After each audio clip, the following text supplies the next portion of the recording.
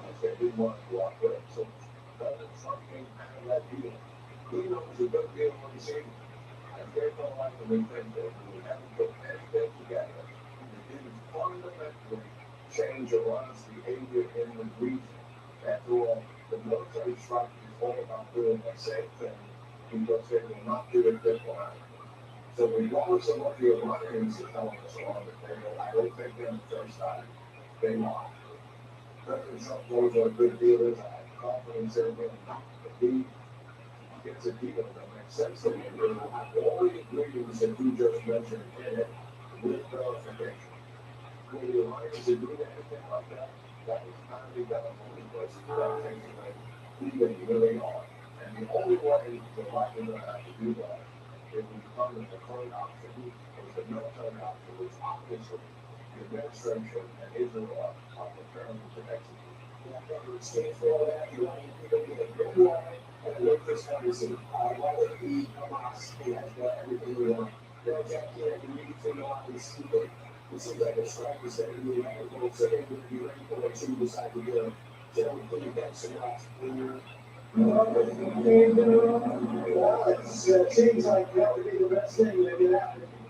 For 47 years, they've been talking and talking and talking. In the meantime, we've lost a lot of lives, so they talk. Legs blown off, arms blown off, faces blown off. It's been going on for a long time. So let's see what happens. In the meantime, President Trump has been talking about negotiations with Iran, saying he hopes they work. But at the same time, building out significantly in the Middle East. In fact, the USS Ford carrier was made the position preparing to be on station in the Middle East. That was the second carrier group that was there in the Middle East. It actually forced Trump to send a second aircraft carrier to both Iran threats to move to increase the pressure on Iran during nuclear negotiations, making this military threat even more menacing, before which is now increasingly clear for weeks to Iran the region of this heading that way. And Sunday, Archie's contributor, Ben Brown, which the Big Ben podcast, and Linsky, perhaps the former chief of the Wall Street Journal, and former chief staff of the New York Times, any insignificant presence that maybe return to is the best thing. Yes. Oh, 100%. It's very significant. My ears perked up a few hours ago when I was sitting at my desk listening to that. The president has been asked about Iran in almost every single reporters, and as you know, this reporter, this president is very, very accessible to journalists. And his language hasn't changed much. He's always said, I want a deal, I don't want to have this conversation, I want to negotiate with the Iranians in the press, we want a deal, there should be a deal. And this time, really for the first time, he really relied on a regime change or something that would be positive. And to me, that is perhaps enough of rhetoric as you're seeing the president move the assets, another carrier group into the Gulf. Yeah, and then borders is including, we can put up the map of where things are right now as far as military assets in the region. But what is it reporting? The U.S. military preparing for the possibility of carrying out sustained weeks-long operations against Iran if required, according to U.S. officials. So yes, carrying weeks there, and that's very constant. I think there's no question the president is basically put a time on this system to any kind of negotiation back for with Iran, and he's signaling right now forward the perhaps over before that we can achieve this because I to this point historically we have to say. The one thing that I think should bear some caution is that I'm not sure the president or his allies made the case for the American people about what it would take to actually do this. It's not quite the same as some of the other strikes that were taken out, some of the other expeditions that were taken under his vehicle policy. But I think there should be more investment from the American people when it comes to this type of trajectory about what is possible. Yeah, those are the questions on both parties about what comes next. And we can go further. No, look, I think that the president has tried to become and use diplomatically and he's demonstrated to those being really just like he is serious. And that he is making all of the moves that if he has to use force, he will not hesitate. And we've seen him not hesitate in other cases. So I agree that we see making this case to the American public that he is going to be going to use force. We're also going to end up in a Venezuela situation where one morning the country gets stuck and it's like whiplash and the all the different doctors. So if he's going to move forward, it looks more likely he's going to do this. It will defeat him to raise his family up to the American public to get their diet. What else would they have? Even if it is election. Yeah, we've seen some people say this, and we've seen what happened with protesters and saw the president again, help his own way, said something about him, but that crowd has been played in many times overseas, and you have a continual passive protest and real conflict, and the new security guards getting a lot of attention as the acceptation of the video. They are looking to withdraw the United States from the entire world so that we can turn into an age of authoritarianism, authoritarians that can carve out the world where Donald Trump can command the Western Hemisphere. Whether they're in geopolitics, and it's going to require all of them to re-examine what that looks like and what our role is going to be. And I mean, how do you define the things in private with many of our allies? Washington Post writes it this way: passive protest in India was often dueling visions of the world order and yet that potential 2028 presidential candidates are expected to challenge Europe's ruling class in their own way as the Democratic and Republican establishment struggle to convince U.S. voters of their party's value on the world stage. Media widely sees the good confidence Trump administrations have a widening conflict in Europe. Passive protesting are expected to deprive the influence of billionaires and corporate interests on the international policies and agreements as hostile people. That's something as far as the splash in the security. Yeah, absolutely. I think you don't. It's almost like a 2020 presidential cattle call, and I would not have accepted the first one to be overseas in Munich. You really do see that Rubio has very much emerged as a star of this administration on foreign policy. AOC is not somebody who's necessarily considered to have deep foreign policy views. This is a little surprising to see her stepping out in this way in Munich, but she's going to be continue to be a leader in the party, and I think this is sort of time. To be practiced, let's see. Let's see what that what person. My work is we just want to tell, expanding the international game with this external border and being another today. On a user of this is supporting now to like this the center of the campaign, not throughout the leadership generally, but I think the most What was it, winner? The winner I chose to be U.S. Women's Curling Team, first time ever gold winners, beat Canada. And the loser, I'm sorry, it goes to Kathy Rundler and her friend Nicole Jack, who, you know, they work off the better candy, usually she's real quickly, and they're doing a clothing, so I think it's just going to be more money to do that. My winner is really bad by the streets because they don't have a great time dancing. And but Rizzo doesn't anybody who lives or works near the Potomac River in Washington, D.C. because they have the largest sewage spill in American history. It was snowing up for a while. All right, we'll leave it there. Hey, Sean Hannity here. Hey, click here to subscribe to Fox News YouTube page and catch our highest interviews and most compelling analysis. You will not get it anywhere else. Fox News ordered Israel is under attack from Iran after taking out their news sites and top military leaders. But what this means for the U.S. and our troops overseas in the Middle East, let's go right to Deborah Griffin live from the Pentagon. Hey, Deborah.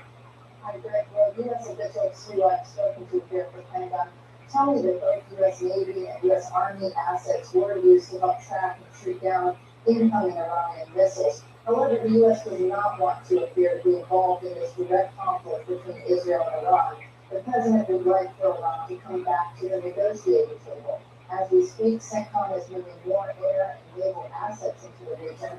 U.S. Navy officials tell us U.S. Navy assets have been used to protect Israel and hundreds of thousands of Americans Americans living there. The USS Thomas Hudner, a guided missile destroyer, is moving from the western Mediterranean to the eastern Med near Israel, joining the USS Sullivans and the USS Arleigh Burke, which are already in position off the coast of Israel. Fox's Lucas Tomlinson learned that the U.S. Army had deployed the THAAD missile defense system, which can shoot down an incoming ballistic missile from up to 120 miles out, and the Patriot PAC-3 battery, which has each of those has about 100 U.S. soldiers manning them inside Israel tonight. The U.S. sent one THAAD battery in October of last year and another in April, 2 of the 7 in the Army's arsenal. The U.S. has one aircraft carrier strike group in the Middle East right now, the USS Carl Vinson, in the Arabian Sea off the coast of Oman, where those Iran nuclear talks were supposed to take place on Sunday. Now, many Iranian leaders who were supposed to participate in those talks are dead, killed in Israeli strikes. Senior Israeli security officials last night accumulated large amounts of high-enriched uranium sufficient for more than 9 nuclear bombs. 1/3 of that was enriched and accumulated in the last 3 months alone while those negotiations were taking place. That's why Israel decided to act. The International Atomic Energy Agency said tonight that the above-ground Natanz uranium enrichment facility was destroyed in the Israeli airstrikes overnight. Right? Thanks, Jennifer. In the meantime, Kamala's been beats in Wallace now suggesting that Communist China might be the poison more authority following Israel's strike on Iran. Now, who is the only world that can negotiate some type of agreement? Who holds the moral authority? Who holds the ability to do that? Because we are not the neutral actor. Now I ask who that is. I mean, consistently over and over again, we're going to have to face the reality. They might be better than me. So, Charlie, you wanted to do a deep fake to make Tim Walz look like a complete jackass. You couldn't even beat that. So, here's the background with China. So, this is like, I mean, what's going on? It's so funny you say that because when I first saw him on Twitter, and the first thing I did, I saw you guys like, the mother like, gosh, this is not real. And then finally I got back to Cisco. And I was like, well, Cisco is sit around these days. So it's beyond absurdity. And this is the standard bearer that Democrats just 6 months ago had picked out of nowhere. You couldn't pick anybody. But they picked this guy. And I really enjoyed that it's sort of it's a reminder of where we are. We have decades of, Barack Obama won a Nobel Peace Prize before he even became president. In 2010, he wasn't even inaugurated yet, and he was going to get a Nobel Peace Prize. In part because they thought he was going to solve the way it is. These problems are problems that we've been talking about forever. They've been intractable forever. We just sort of resigned ourselves to thinking that nothing will ever be meaningful over there. And then we take Donald theories, we comes at it from a completely different perspective, understanding human nature, and applies all the parts and applies all the pressures, and then suddenly things begin to break loose. And it does make you kind of wonder if somebody not have his record, his intellect, and his inner about this. Would we not even be talking about this right now? Would Saudi Arabia and Israel and all of its neighbors already be living in peace and like making it trading, workable goods instead of missiles? Good point. Jessica, may I operate an analogy? I think so. Oh, great. Imagine the Democrat Party is a face, and Tim Walz is like a cold sore that goes away for a few weeks and it keeps coming back. And every time it comes back, it's more inflamed. It's more inflamed. What would you do to get rid of this cold sore that seems to be just pulsing? Yes. You guys need some industrial political strength outputs. I was gonna say, I didn't want to make it seem like I knew too much about this, but I don't have a big deal to say. But now you said about that, I too thought maybe I would be pumped, and I know Tim Walz doesn't care about me much, but you should have known that I was gonna have to show up at work today to talk about this. But there are so many good ways to talk about mistakes Donald Trump has made without saying that the Chinese are the arbiters of principles or whatever exact ideology was. Like, Donald Trump proposed Iran nuclear deal part two is the same one that you ripped up. You want to say, oh, Iran can enrich uranium at the top speed. Well, go figure, it's because you ripped up the nuclear deal. Make that case if you want to. You can talk about any number of things, but you don't need to talk about that. And it's a big point of frustration. We don't have to move flexibly against everything. You pick and choose your thoughts and you make a cogent case. And I think that you can do that quite effectively. But when you dismiss things like the Abraham Accords, and I know that we're going for the Abraham Accords part two, and there's been a lot of explanations that will sign on that, what might be his best chance of getting. But these guys, I think you need to say yay to this and yay to that. You see like a normal human being, and then people will consider us to be president again. That is a high bar to expect them all to be a normal human being, Martha. What is the Chinese piece to this? Why do you bring it up? I don't understand this. And we know he's lived in China many times, and he's involved in some. Yeah, Exactly. Yeah. And I'm like, I kept thinking that all this comes later about the only two people who might be a little bit on the boat going, we're just kind of axis of evil of Russia and Iran and China. And you see Russia reaching out, well, I can come up with some sort of deal to get me in there and I'll fix it. That's like I did with Ukraine and my own country. But China's case very wrong.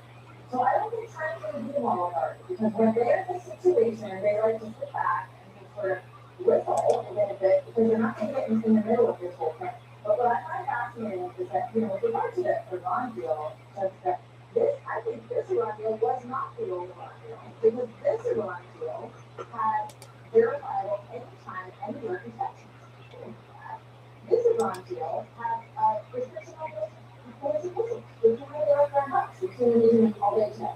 So they did not want this deal. And some kept saying like super simple. All you have to do is sign the other line. And they know what you do, and they're going to be in your facilities whenever we want to. They could not get humiliation with these facts right now. They have it as a report. Zero economy. Their currency has crashed. They have about half the population living in poverty. And they have a big significant of the population who wants the leadership to go on. They are desperate at this point. So the only thing they have was the threat of nuclear weapons and changing death to America every 5 minutes. Everybody else in the neighborhood wants them gone. And so this is a unique moment, and Israel recognizes that President Trump, even though he did not like war and didn't want this to turn into a war, understood the importance of the moment. Last word, Katie. You know what's going on with him in China. Well, I would say that although we remain a bit humiliated over the last 24 hours, then we shot out Tim Walz and have him talk about this serious situation to bring up something weird like China. Tim Walz wants to be president. He wants to be the commander-in-chief. And over the past 24 hours, what this has actually highlighted is that we don't have really any kind of drone protection here in the United States. And China has purchased a lot of farmland in this country. China has tried to smuggle in agricultural bioweapons to disrupt the crops in this country. There are spies all over our university system. And again, Tim Walz, who instead of taking a step and saying, why is it that we lost the 2024 election because we're so insane and out of touch with reality and the threats that face the country, he then throws the United States under the bus and says that China is the one who should be negotiating these things, even though they also have been enemies of the United States. So he's not a serious person. We have very serious issues with China, and yet he thinks that they should be dealing with the situation. And no one thinks that someone should call Harris to come with us. No. He's all about being what's wrong. He's a communist. Yeah. Like to spell it out. You back, we bring in Nazi Norman, associate fellow at the Education Institute, grew up in Tehran, moved to the United States at the start of the 1979 revolution. Nazi welcome. It is great to have you with us today. As someone who witnessed the overthrow of the Shah and the institution of the IRGC and Ayatollah, what is going through your mind as you watch this?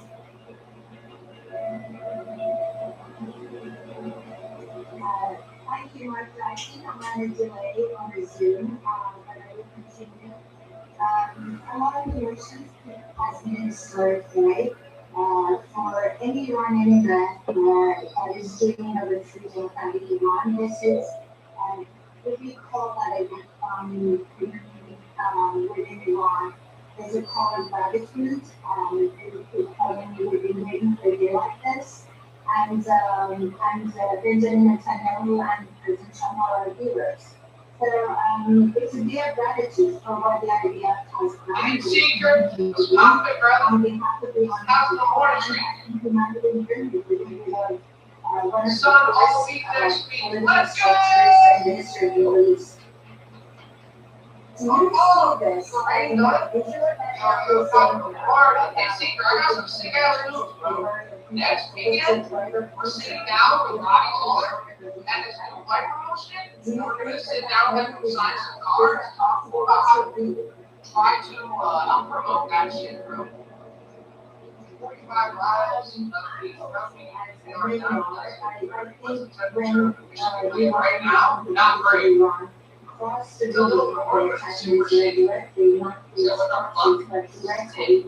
I'm telling you, you're gonna see the show on the homepage, probably like whenever I'm done with the show, I'm gonna make this the Nick Simon show. So you see it over. Help me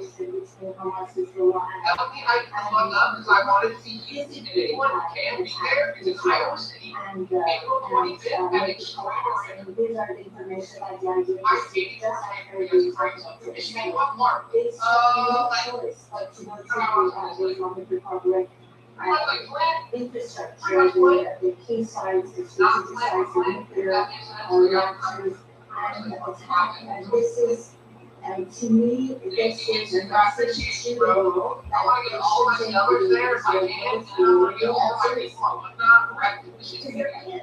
I want to do everything I can to make it. Don't drink the water.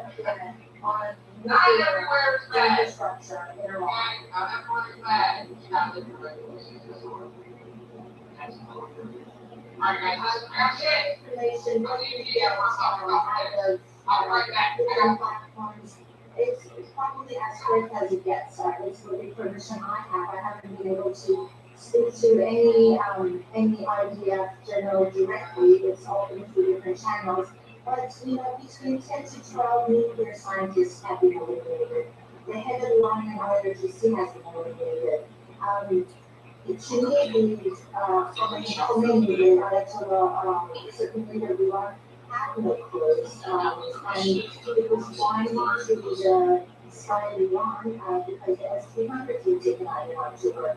This is just more pressure on the Islamic regime to either capitulate or come to the negotiating table, humbled by the strength, the commitment, and the resolve of both the U.S. and the Israelis.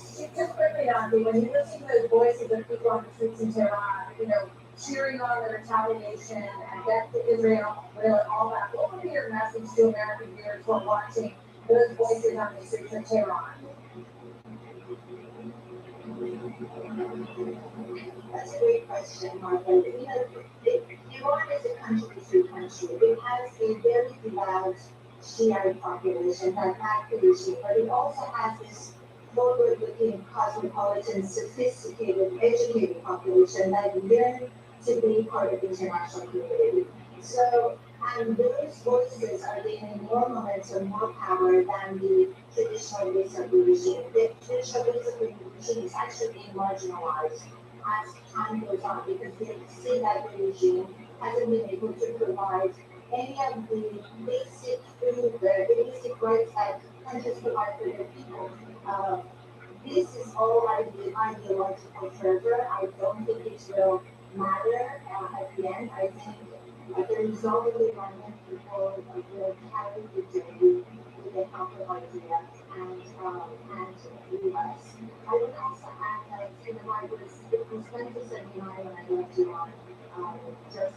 Just at the start of the revolution, the show had come to the screen to address the Iranian people that had heard the calls for the revolution on the military plan, and I wanted that So that was just the beginning of the end for the show because the Islamism we have this one in Iran kind of took it as a sign that it's going forward with its agenda, which is helping the Shah that it's to this point. Right now, the Islamic regime is on the social. Snazzy, thank you so much, Happy Ryan, joining us today as we watch all of this unfold. Great to have you with us. Hey, Sean Hannity here. Hey, click here to subscribe to Fox News YouTube page and catch our hottest interviews and most compelling analysis. You will not get it anywhere else. They begin with Trey Games. He's a television. He's got the latest words on the ground. Yeah, John, good afternoon. Late strikes have targeted positions across Iran throughout the day. I do want to just read you this alert we're getting in right now. Due to detection of missile launches toward Israel, alerts may be in the coming minutes. And so stay with us here. But again, Israel is bracing for the possibility of a large-scale Iranian response to these strikes that took place overnight and throughout the day. We do know more than 200 Israeli jets participated in the first wave of strikes, not only hitting the Iranian's capital, but nuclear facilities, also killing nuclear scientists and top IRGC leadership, including the head of the IRGC, Hussein Salami. Fox News has learned new information about the strikes that targeted individuals. An Israeli security source tells us that more than 20 sites were hit in less than 15 minutes, aimed solely at taking out these people. With the help of the Mossad, the Israelis tricked the top command of Iran's Air Force into a meeting and then kept them there, I'm told by this source. They go on to say, quote, we did specific activities to help us understand things about them and then use that information to make them act in a specific way. We knew this would make them meet, but more importantly, we knew how to keep them there. And Israel is bracing for that expected Iranian retaliation. Overnight, Iran responded by launching 100 suicide drones in Israel, but most of them were shot down outside of Israeli airspace. Officials here warn that Iran has the ability to launch large barrages of ballistic missiles, so the country remains in a state of emergency. I've been talking today, John, with not only Israeli sources, but the Qataris, and with the Iranians, trying to understand what comes next. All agree there are 10 days ahead for the region. John. Yeah, I'm looking at that same alert system they do get there for the very first time. I say the entire country of Israel lit up in red, so something big might be coming their way. You said you talked to Qataris, you also talked to the Iranians. What are you hearing from the Iranians about all this? Yeah, the Iranians released a statement through an official coming directly from the supreme leader, saying, quote, the armed forces will bring the violent regime to ruin, but will not escape unscathed from this crime. The Iranian nation can be assured there will be no negligence. A clear indication that the Iranians plan to respond, and despite the fact that the Israelis targeted not only these nuclear sites, but many of the ballistic missile launching sites, Israeli officials have been very clear to us in conversation. We have talked with not only officials from the army, but from Israeli intelligence. They understand Iran has significant capabilities to target Israeli population centers. And remember, the Israelis have air defense systems that are far more advanced than the Iron Dome, that system that we talk about often when it comes to rocket fire from places like Gaza and Lebanon. But they have David Sling, the Arrow 2 and 3 systems, and of course the American Patriot systems and a THAAD system. And so it is not a perfect defense against incoming missile fire. It certainly will shoot down some of that incoming fire when it does start. But that is part of the reason they are warning civilians to stay close to bomb shelters tonight, because there's real concern that some of these missiles will slip past the defense systems, slamming into major cities like Jerusalem, where we're standing right now in Tel Aviv. John. Israel has out to give people 10 minutes of warning if they have to get to the shelter. So we'll keep you on standby. Try texting us this year. Chief National Security Correspondent Jennifer Griffin from the Pentagon with the latest from there. How is the U.S. reacting? Well, John, the U.S. Central Command, CENTCOM, is moving more air and naval assets into the region. It's clear that Israel avoided targeting Iran's civilian leaders, and President Trump, who's been meeting with his national security team, says he would like Iran to return to the negotiating table, but a number of those who were at the negotiating table representing Iran at the talks were killed last night. As Alex mentioned, 4 of the top commanders, but not the head of the IRGC Quds Force, who survived.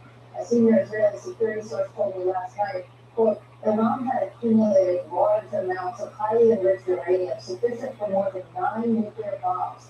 1/3 of that was enriched and accumulated in the last 3 months alone, I'm told, while negotiations were taking place. A drastic increase of production volume. Iran, the source told me, was stalling and playing for time with negotiations while racing for breakout. An accelerated effort has not been seen in the last 2 decades like this, according to the source.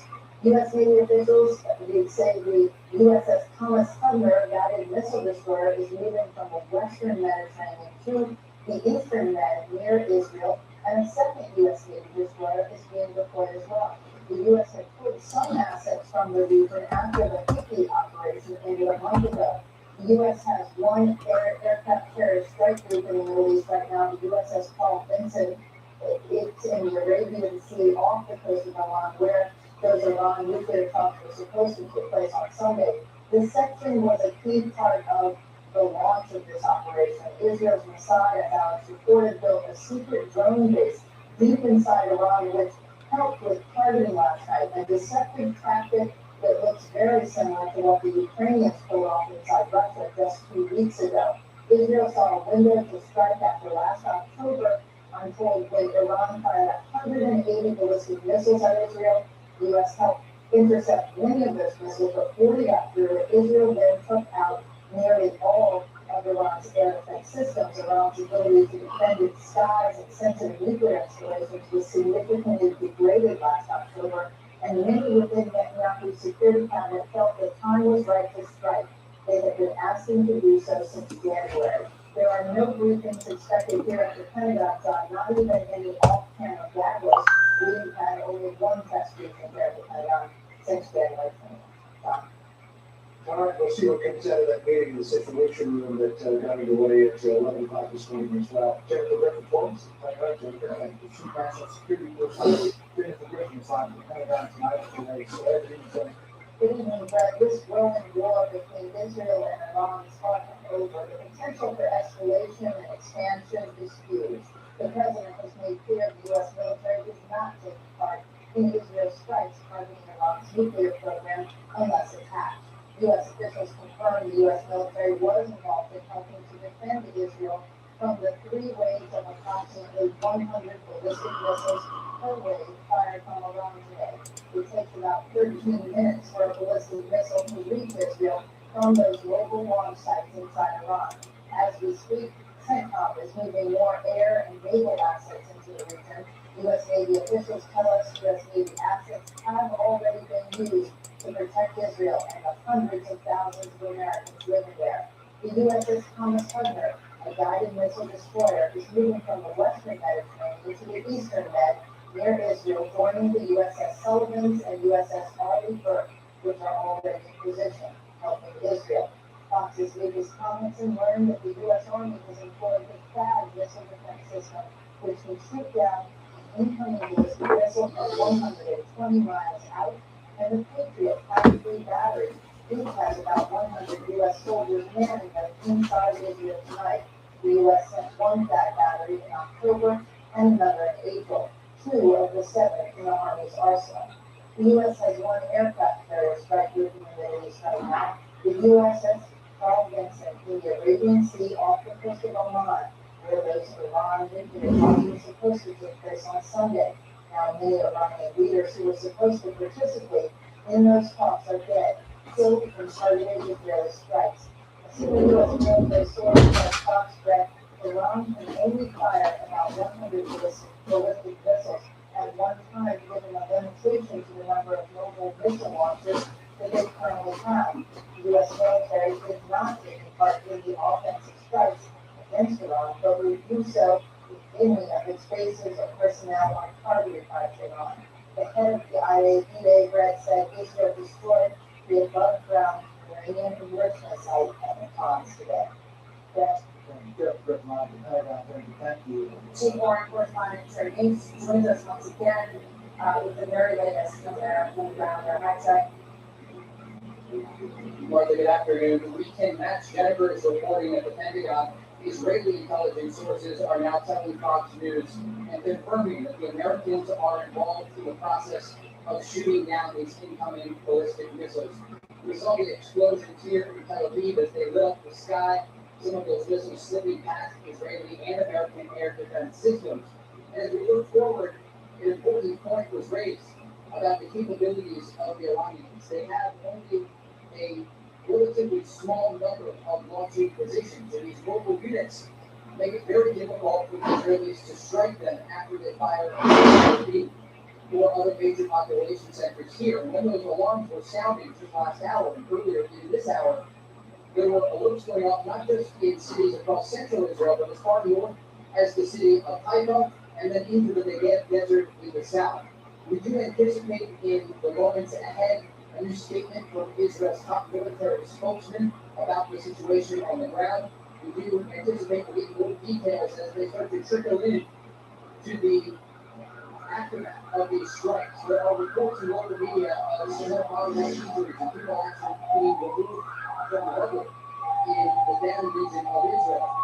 And when we look at this, it will take hours to get a full picture of what exactly happened and the extent of the damage. Israeli officials have been very clear about what took place. Israel's defense minister Israel Katz releasing a statement saying that the Iranians crossed a red line in their response, not trying to target military installations in Israel, but firing directly into Israeli population centers. So we can expect more Israeli strikes in the hours ahead to target Iran and possibly even a ratcheting up of the targets within Iranian territory. As Jennifer mentioned, the focus overnight was not only on the nuclear sites, but also on leadership from the IRGC. Politicians within the Iranian political echelon were not targeted. Certainly, they could be targets in the future for the Israelis. As officials here tell us, they anticipate this exchange of fire will continue for days, if not weeks, as the region braces for more conflict ahead. Martha? Thank you so much. President Trump met with his National Security Council today. He says Iran may still have an opportunity to get a deal. First by Alexander Hawk is at the White House. Joins us live from the North Law. Good evening, Alexander. Good evening, Greg. Yeah, the White House has continued to emphasize that the U.S. was not involved in the strikes against Iran. This was unilateral action taken by Israel. But we also know that President Trump and Prime Minister Netanyahu spoke several times in the days prior and today. With a complex weekend approaching, the White House captured this photo of the president in West Wing today. For much of the afternoon, was spent in the Situation Room of his National Security Council.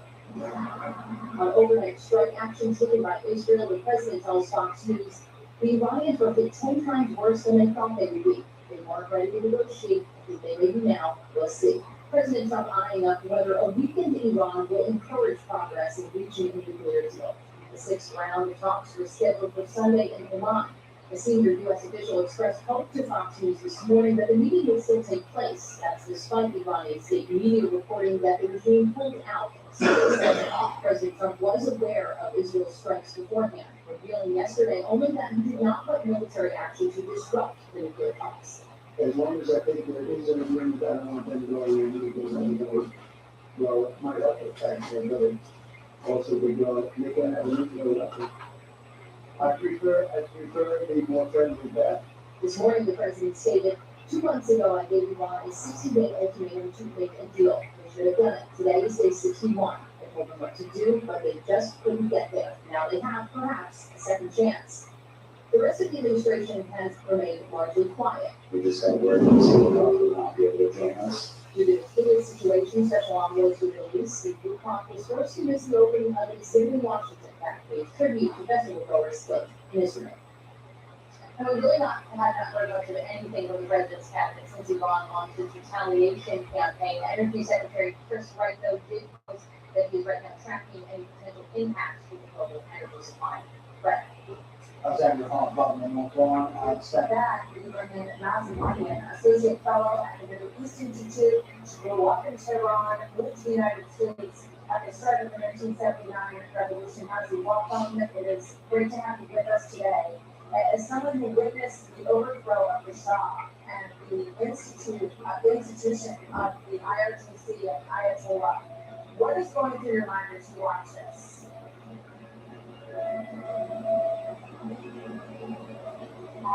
Thank you, Martha. I think I'm running a delay on the Zoom, and I will continue. A lot of elections has been destroyed today. for any Iranian brand who are is dreaming of achieving kind of Iran message, uh, what do you call that again?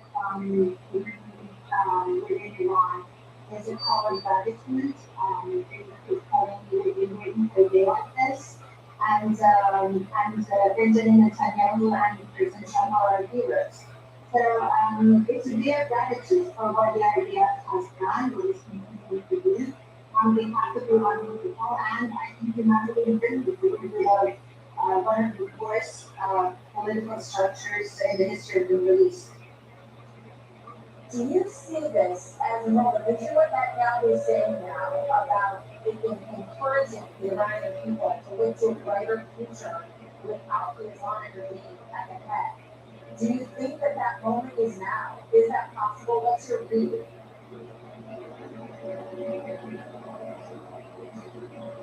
I'm hopeful as a regular. I think when Iran, the Islamic Republic of Iran, crossed the Rubicon by attacking Israel directly, not through its proxies, but directly, it kind of changed the mindset within the IDF, the ideational and the operational vision that we have for Iran. They received intelligence that pointed to a collaboration between Hamas, Hezbollah, and the Islamic Republic to physically attack Israel and make it collapse. I mean, these are the information that the IDF received just after the attack of October 7th. They saw no choice but to go to the Islamic Republic infrastructure, the key sites, the strategic sites, the nuclear reactors, and attack. And this is to me, this is a message to the world that they should take the Israel both really and seriously. Is there any way of knowing how effective these attacks have been on nuclear infrastructure in Iran?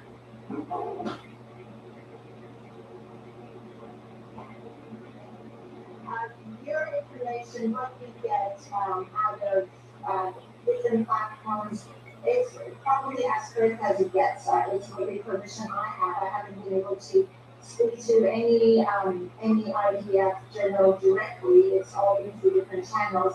But between 10 to 12 nuclear scientists have been eliminated. The head of Iranian IRGC has been eliminated. To me, the Khomeini, the Ayatollah, Supreme leader of Iran, had no clothes, and it was blind to the spy of Iran because the S-300 was taken out in October. It's just more pressure on the Islamic regime to either capitulate or come to the negotiating table, humbled by the strength, the commitment, and the resolve of both the U.S. and the Israelis. Just quickly, Naki, when you listen to those voices of people on the streets in Tehran, cheering on the retaliation and death to Israel, all that, what would be your message to American viewers who are watching those voices on the streets of Tehran? That's a great question, Martha. Iran is a country-free country. It has a very devout Shiite population that back the regime, but it also has this forward-looking, cosmopolitan, sophisticated, educated population that yearn to be part of the international community. So, and those voices are gaining more momentum, more power than the traditional base of the regime. The traditional base of the regime is actually being marginalized as time goes on because they see that the regime hasn't been able to provide many of the basic food, the basic rights that countries provide for their people. This is all under the ideological fervor. I don't think it will matter at the end. I think the result of the Iranian people will carry the journey with the help of RDF and the US. I would also add that it was 1979 when I left Iran. Just had the Soviet Revolution. The show had come to the TV screen to address the Iranian people that have heard the calls for the revolution on willing to reform and I will do better. So that was just the beginning of the end for the show because the Islamism that was growing in Iran kind of took as its time that it's going forward with its agenda, which is coupling the Shah, and the Shah that it's with this point. The Islamic regime Jonathan, thank you so much for joining us today as we watch all this unfold. Great to have you with us. Hey, Sean Hannity here. Hey, click here to subscribe to Fox News YouTube page and catch our hottest interviews and most compelling analysis. You will not get it anywhere else.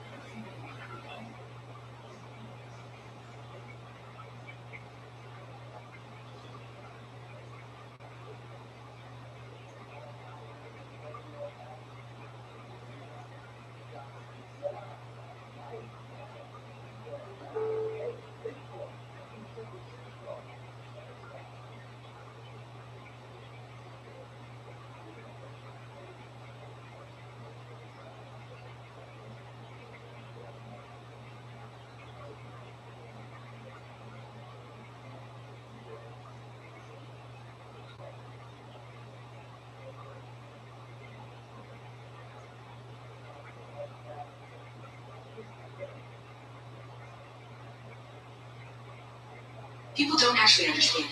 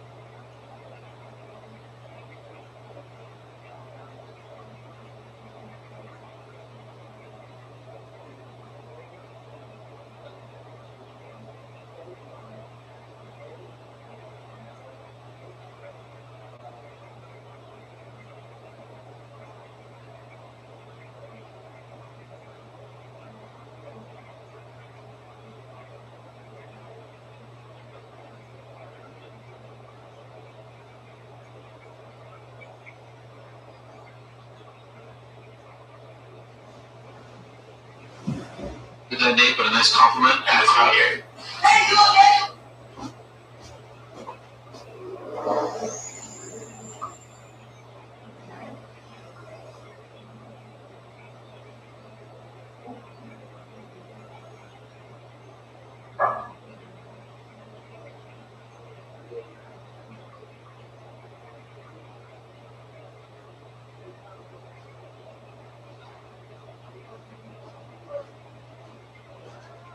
Yo.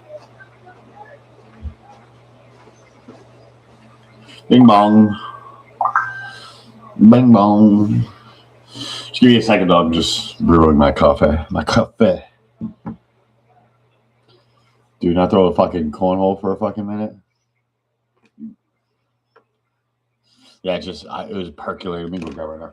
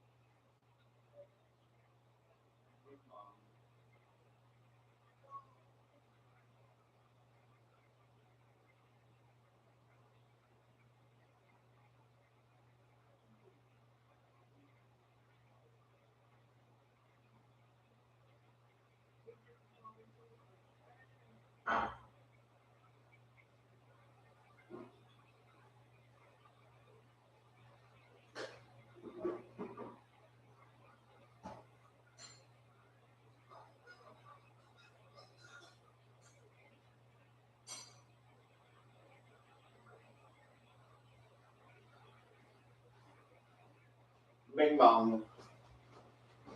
Yo, yo, yo. All right. No, fuck you last night. I jumped on, motherfucker.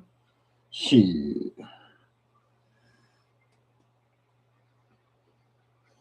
Fucking had Skylar up in here. We had Kevin Michael up in here. No cash. Cash won't give me shit. 8 rolls. Woo. Skylar hit last night, actually. You hit a 7.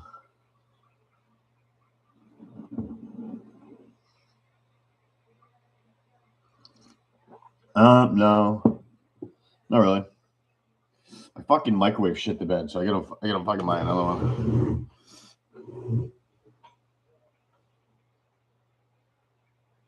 Fuck yeah. Yeah, it's like, I don't know. I heard it's supposed to be 70 on Saturday here, which is like awesome. I get my kids. I'm gonna have my kids for a whole week. More than a week. But I'm not working. Not working. So you send out all my fucking eBay shit today. Before they come in hot. I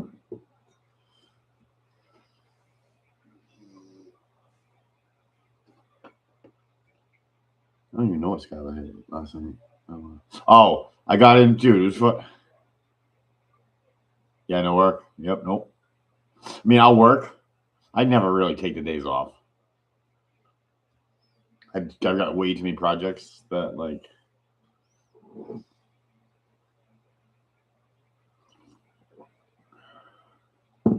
yeah, I got who was it? Mark Goddard, like autograph referee card. Fucking didn't even make it to the board on the board. Like not even 2 minutes.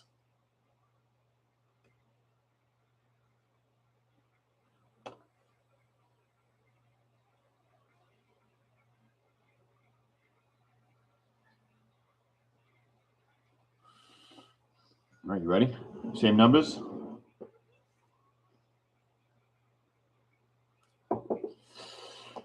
Yeah, I think Saturday I'm gonna do this. Yeah, and Skylar almost hit a fucking Yahtzee like 3 times. Like literally. It's so crazy. Like 4 numbers and 1 off. Yeah, he hit the Mark Goddard, yeah. To 49. I just got it in the fucking, but he hadn't hit in a minute. So he was due.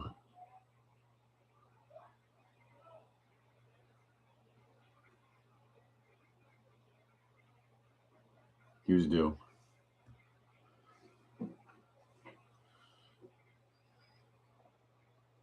Yeah, he was going after this one pretty hard, Cash. I'll say that. Like, he's going to come on again tonight. He said, yeah, he's like, Ryan, he's like, I went on like at midnight. Like 11, 12. Boom, they both popped in. And they said that on YouTube, if they not just subscribe, they follow me and they get the notifications. So you got to follow my page on YouTube.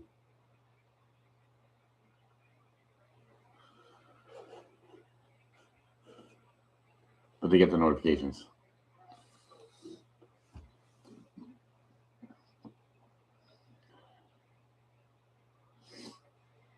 Let me know when you're ready. That's fucking weird. Did you have like the notification shut off? Yeah, they both jumped in right away. I was like, where the fuck have you been? I'm like, Jesus, I thought it was been Cash. I'm like, he's the one that was texting me when I was fucking playing cornhole. Oh, I sucked last night. Oh, it's right here, I think. Yeah, Skylar. Damn, you got this one right here. Poster card. Bang. You know, the board's always changing, Cash. You never seen that card.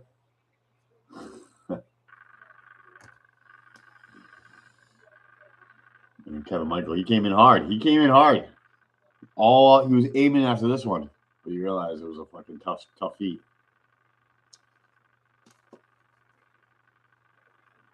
Yeah, that was like just 10 minutes, 20 minutes, 30 minutes. Let me know when you're ready, brother.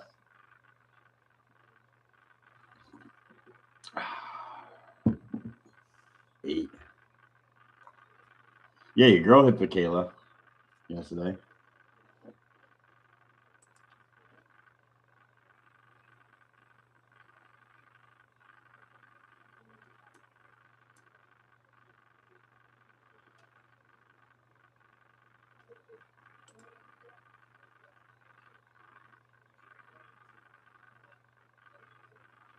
Yeah, they came on late last time. Sorry, I was just like,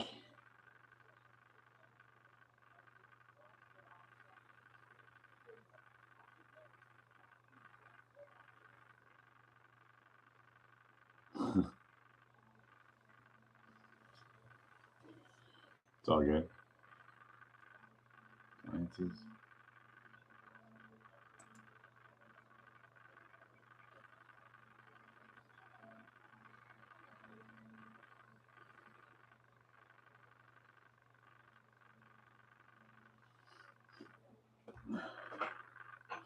What's the weather gonna be like today?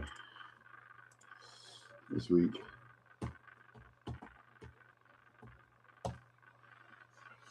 Yeah, so I'm like, finished all my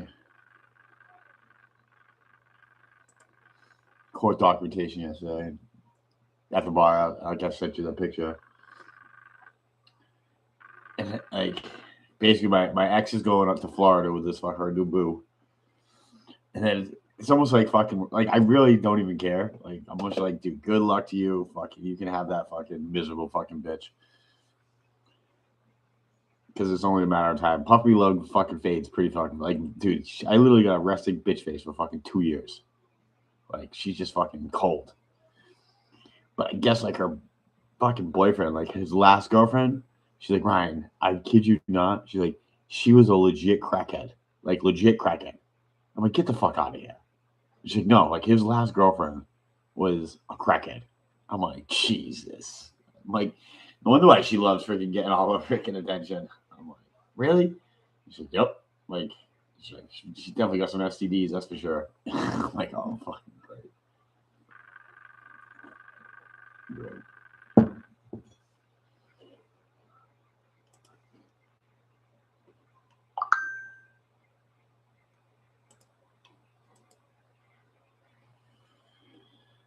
All right, 10 day. Oh, fuck yeah.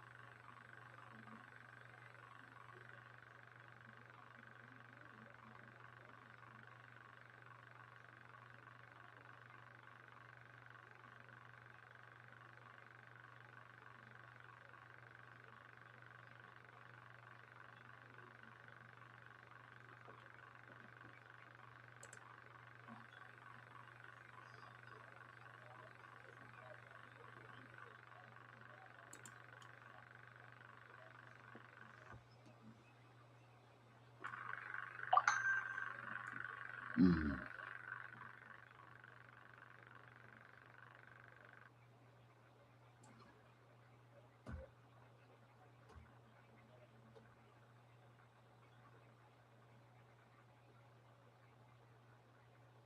Are you still on here? I don't see you.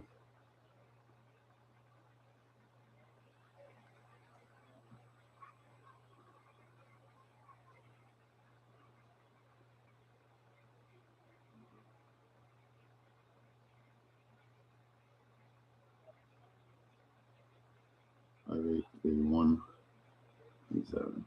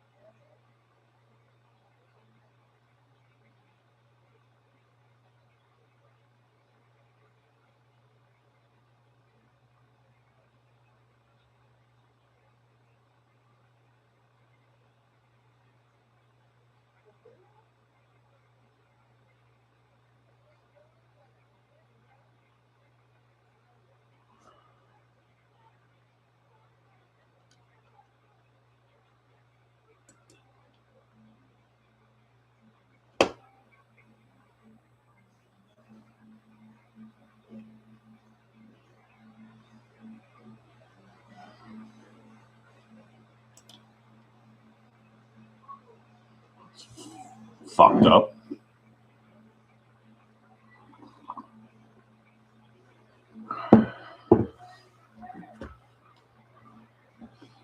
Mm.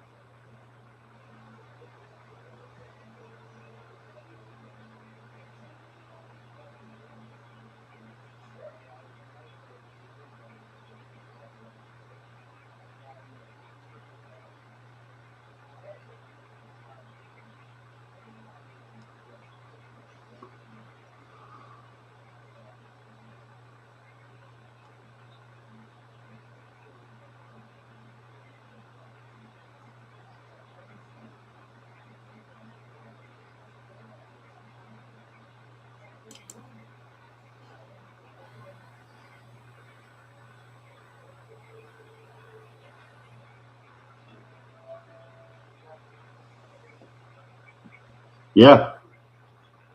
You skunked, man. You didn't see it? Oh, that's why I didn't see the hello. You didn't see it?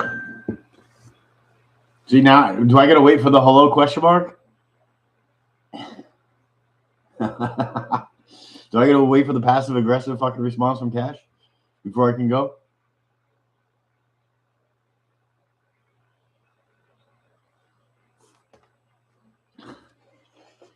Which one you want? It's a whole new board up there.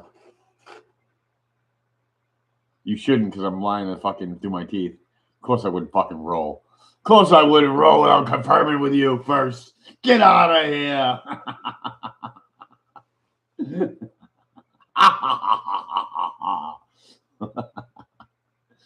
Come on, man. I always ask you every time. I need to fucking confirm with you every fucking time for this exact reason. Oh, see? You're already picking fucking Thompson.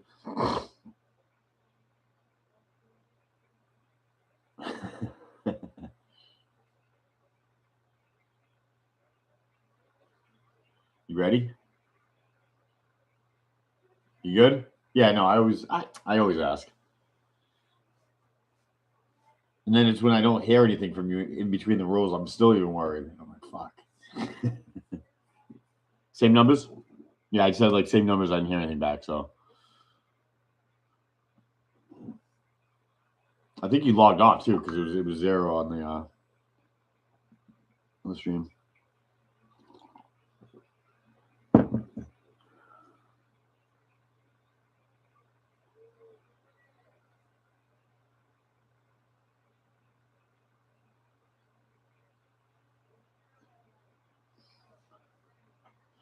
Send it.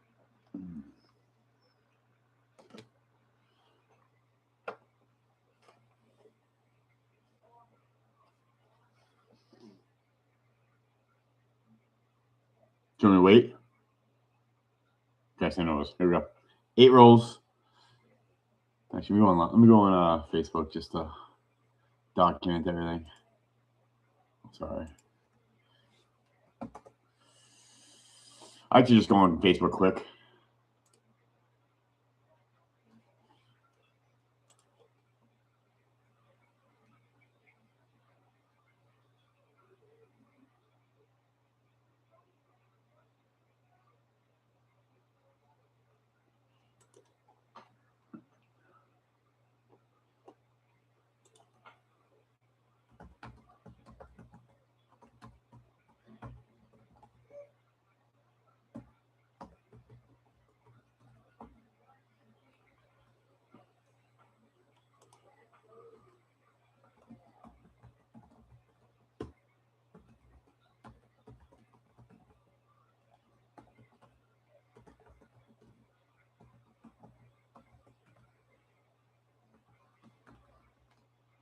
Okay.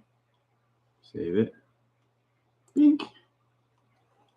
What is that on Facebook? Let's go. I guess my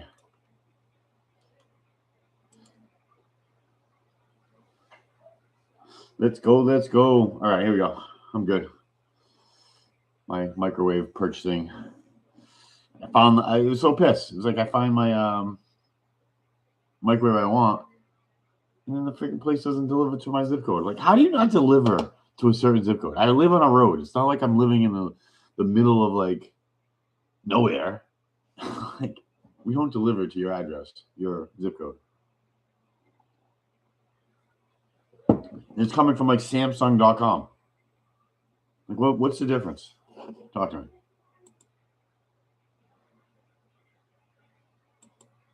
Makes no sense. Here we go. Let's go. 8 rolls, 5 shakes, 17, 18.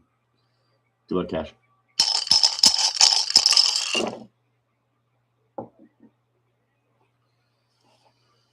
$10. 22 on 8. Let's go, cash.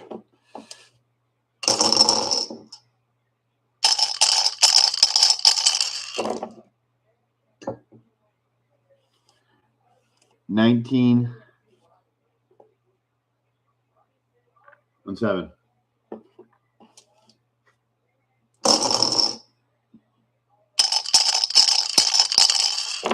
Let me see. I'm sorry. Jesus.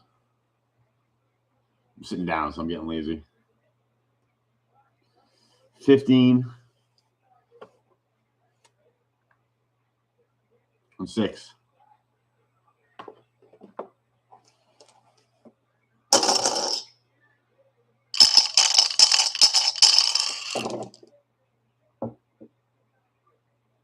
Bank. Get something. Get something. 27.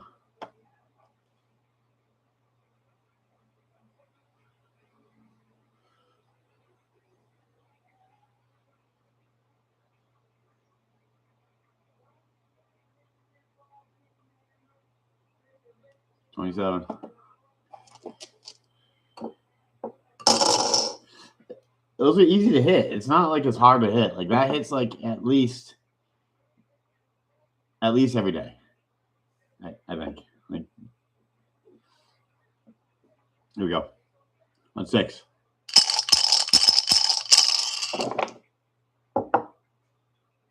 22. 26, 27, that hits a lot. So I can't get too crazy. 22 on 5.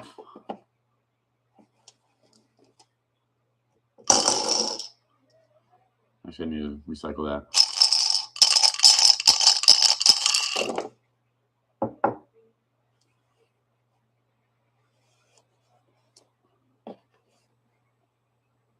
$16 on 4. 16 on 4.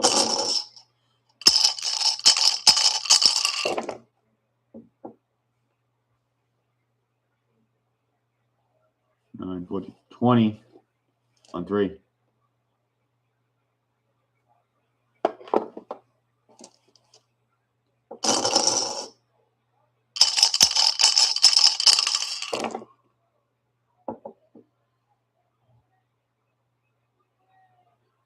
$18 on 2. 18 on 2. You already hit though. You already hit. Yeah, I mean, you already got 27. Playing with house money. Good luck, cash. Here we go. Last roll magic. Let's send it, brother.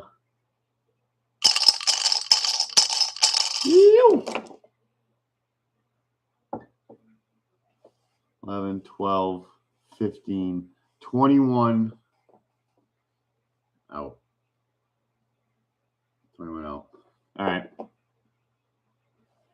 You got Pedion, gold to 50. You do the Cropolo. I just want to put an auto on this on the shelf, or the Valentina royalty triple patch. or the Jose Aldo. Number 3. Number 3. So hard to see. Yeah, number 3 out of 35. King of Rio. I like this one because it's got the fucking crown on him. A cool picture. Pedion, Kropolov. He sells the patch auto. Stuff. Kropolov, weird. Cause I see it on eBay now. Like who likes what?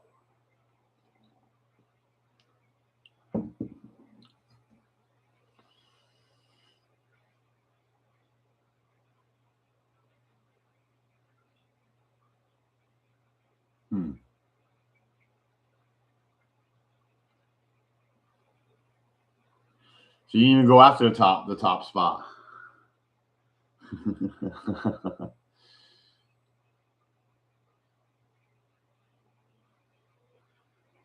Thank you.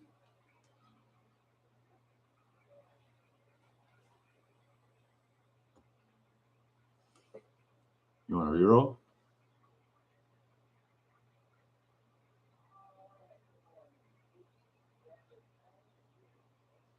Well, $10 and $20 cards. Yeah, he just won. He lost. Like he was hot, and then he lost. But then he just won again. So I think he's only. Let me see. Like he just had like a shitty loss that kind of like the dip happened. Like he was high.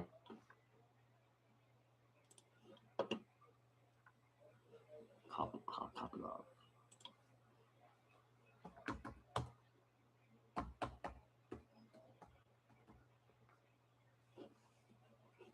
Let's see.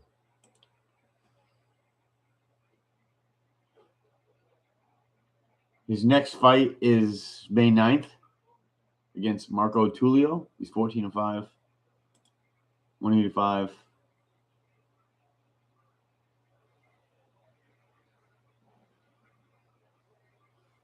Oh, maybe not. No, maybe he lost his last fight. Sorry, against RoboCop.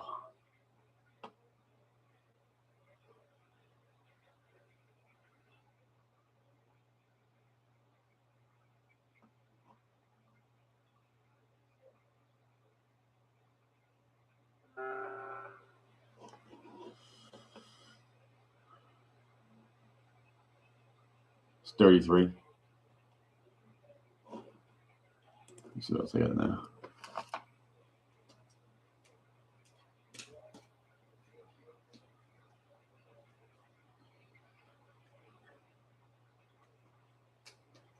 We got Joe Piper. Body bags.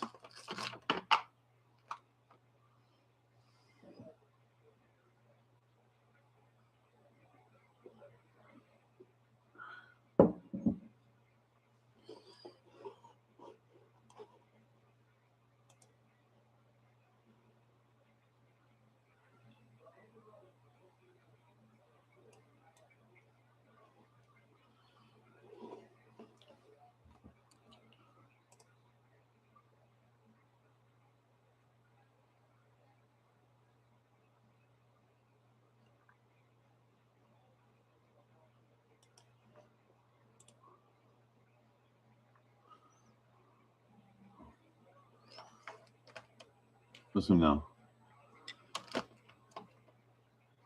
Kopilov.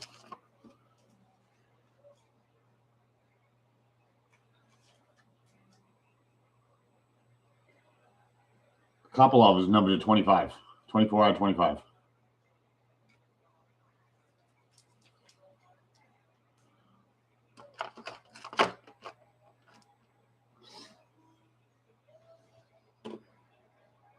Take Piper.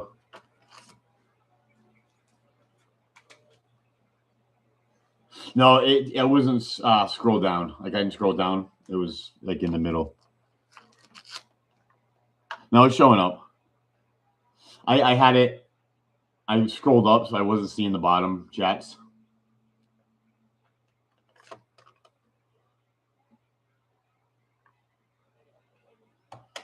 Yeah. You and your wife have fucking kicked my ass this week, bro.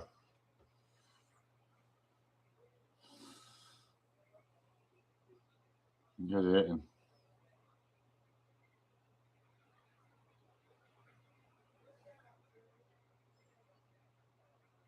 You guys are hitting.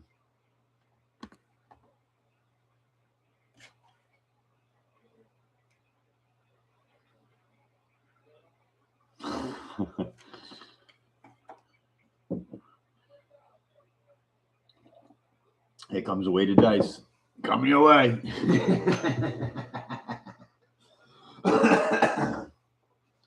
Chuck in your bag. Yeah, we're gonna have to start doing shipping on your ass. Your bag's getting fucking fat between you and your wife. Fuck. I may have to keep another fucking bag for her.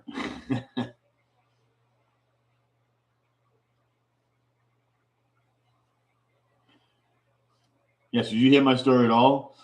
Basically, like I went to the bar yesterday and found out that my ex's boyfriend, his last girlfriend was a legit crackhead. Legit crackhead. Oh, this is crazy. Like, oh, Jesus. I guess this guy's like 35 years old. He's already had a heart attack.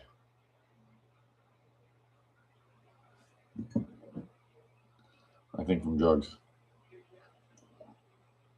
Fucking crazy.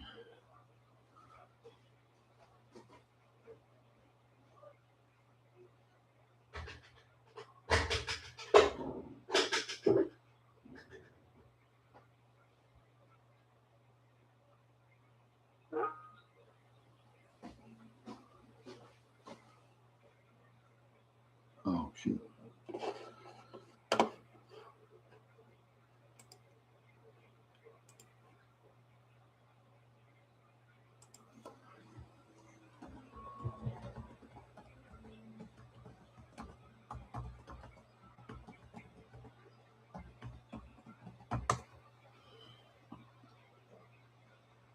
Yeah, and then I guess he like stopped drinking and stuff like that. But I guess he's drinking again. But I guess like he has his own like business. But he started like buying properties with like this Hell's Angels dude, like up in Vermont. Like the guy was the cash front, and this dude had like the business. So he's like funneling money through it. But then like the Hell's Angel fucking shot himself in the face. So this dude ended up with all the properties. My buddy's like, oh, that guy's such a fucking piece of shit. I'm like, oh, perfect. I guess he's like connected with like Hell's Angels.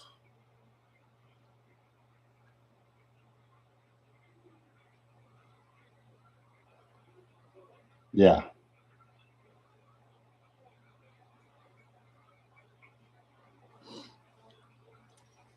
I'm gonna kind of probably say something to her today. But like, yo, do you know this? So you know. I think she's going on vacation. She's going on vacation with him today. Or tomorrow, probably. She's going to Florida. I should have told me.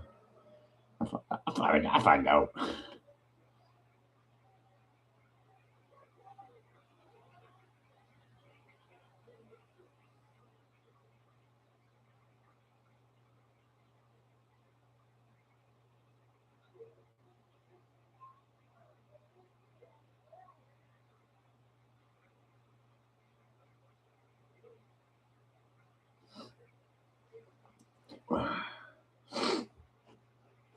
What's going on? Yeah, I officially stopped buying on Whatnot. Can't buy anything else.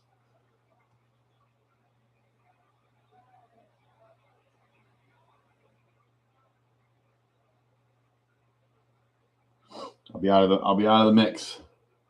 I think I'm gonna bring my shit to my parents' house though. I'll bring like a little box. Break one of these down, put it in my suitcase.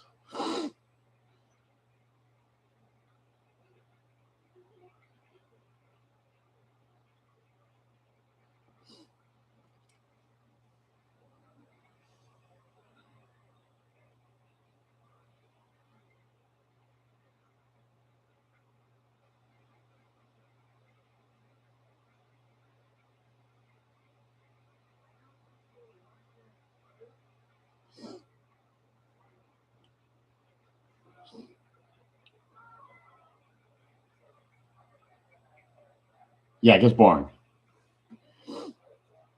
Like, I don't like the breaks. Like, I like Whatnot now for just like going in and trying to grab givvies. Like that's my chase.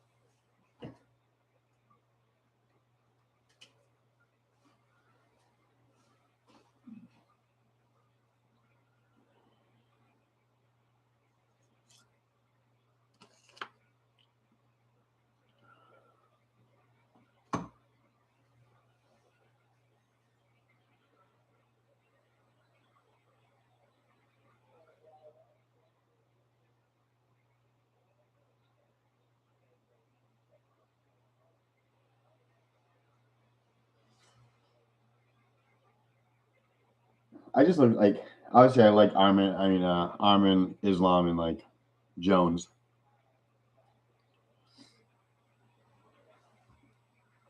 Hey, did you hear Cash slap for Cash got bagged on Whatnot? You hear that?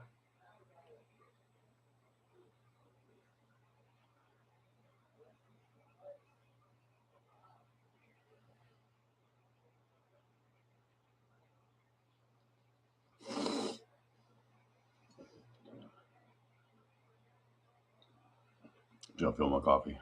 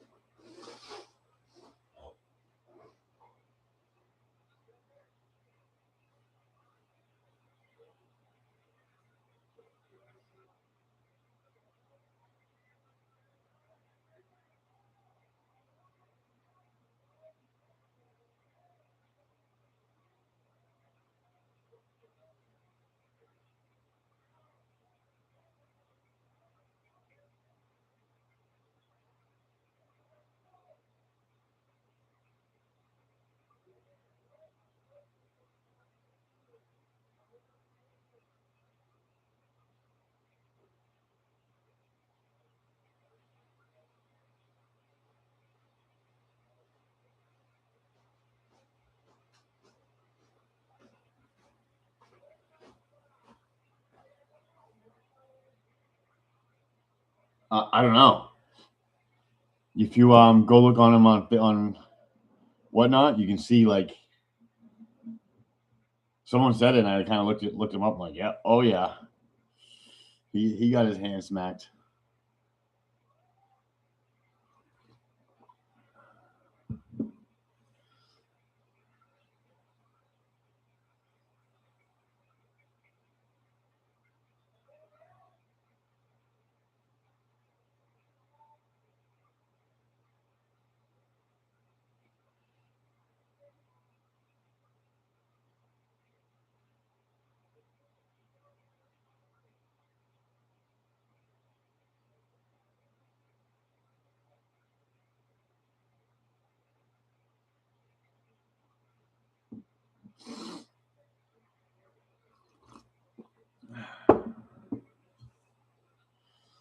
Yeah, that's why. But that's why I like kind of shaking my shit up.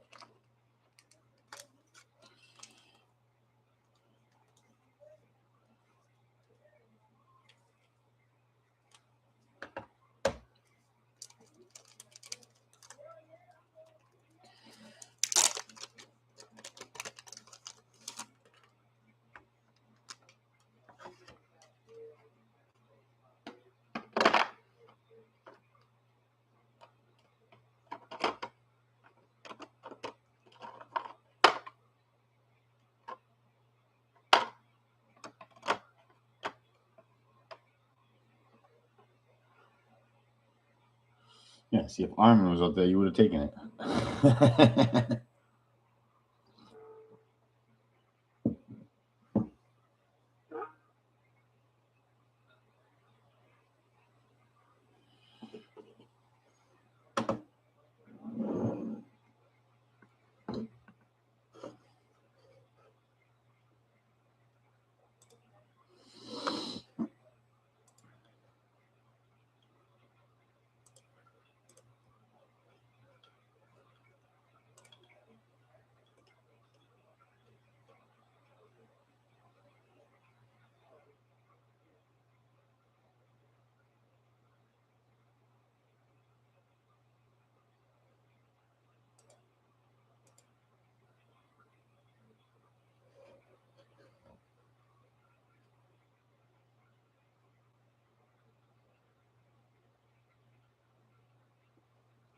Let me see.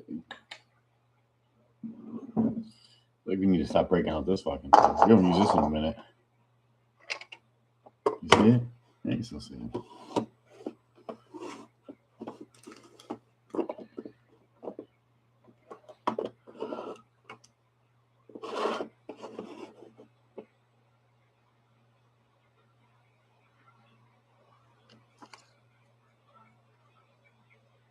Wonder Boy.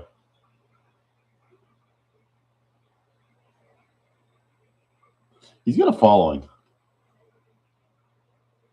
Skylar. What up, homie? Good morning. Just fucking talking about your ass with Cash. Telling him how fucking Goddard didn't even make it on the board for fucking 2 minutes.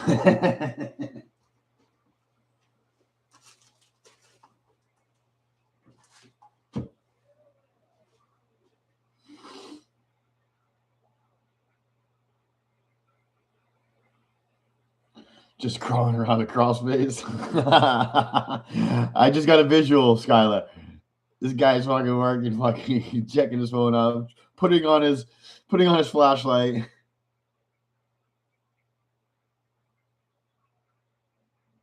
Yeah, I just said you hit. Like, I'm glad you hit.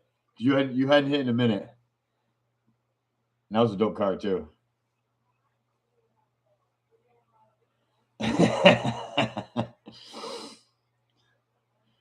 No, you guys had gone through like half of this. You probably still had like 9 more cards to go. I was telling Cash, I was like, yeah, like they were going after the fucking Talbot last night. He's like, fuck, I wish I had known. But then he did $5 and he hit. He already hit. He hit on his first roll, Skylar. He already hit. Cash is fucking taking me down this week.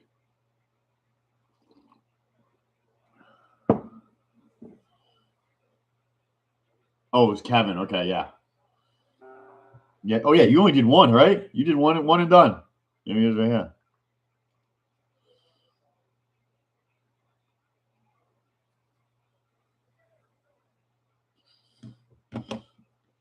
Yeah, this is Kevin's.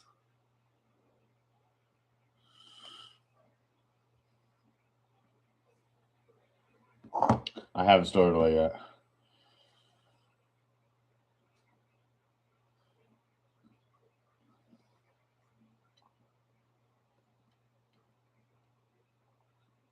Yes, I'm thinking about fights. I'm hoping no one's really hit me up about those the Saturday night fights. So I'll stop promoting it.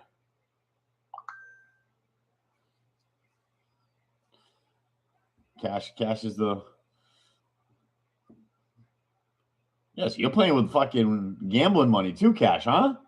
Fuck. Better buy the wifey some fucking new shoes this week. Chop chop. Let's go. You're at 4, right? I think did you turn the clock last night to 4? Do you want the robot or the old school style? I was like, I should break this thing out again. Oh, look at that.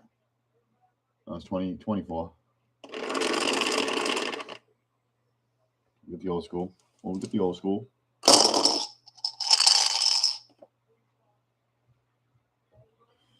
Let's see if the robot can cook. All right. What's your numbers? You can see it, right? Yeah, you can see it.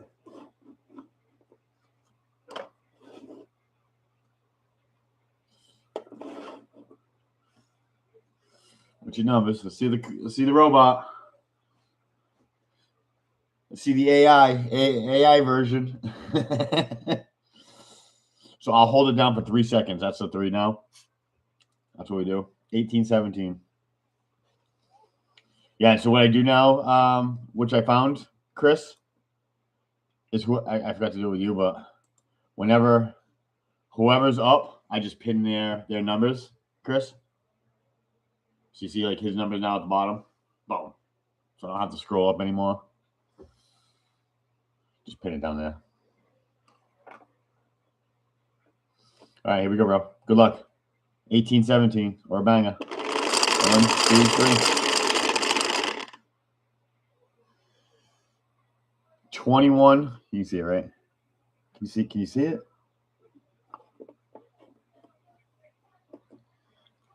It's hard to like. It's got like a little glare. That's the best one. Here we go. And you're on 4 rolls, right, Skylar? Can you just confirm that? I think you 4.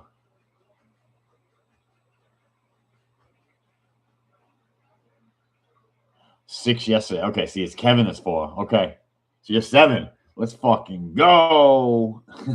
Let's go. All right, my bad. My bad on that one. That's why I always confirm it.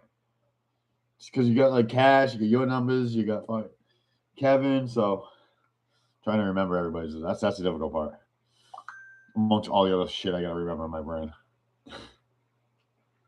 Here we go. You're 21-7. So this is your 6th roll. Yeah, and then he was on after midnight East Coast time, so he switched over to 4. So I'm like, well, technically, you're on East Coast time with me. 18. All right, yeah. Okay, got 18. 18 on that one. Yep. On 5. Back up to 7.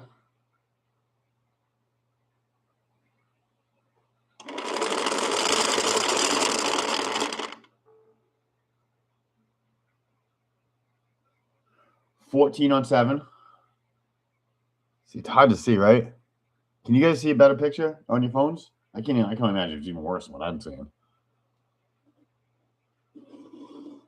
Let's see if I shut this thing off. It's getting a glare on my screen. I wish you could see it better. Maybe I can just. Okay. Let me just do that.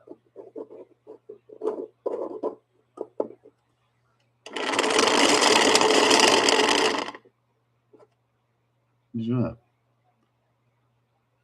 15 on 6. Yeah, it's just a glare. Like I can't barely even see it. But it's coming off my my screen that I look at, so it's kind of like a catch-22. Here we go.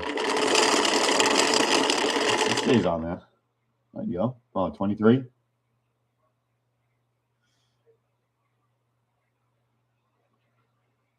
23 on 6.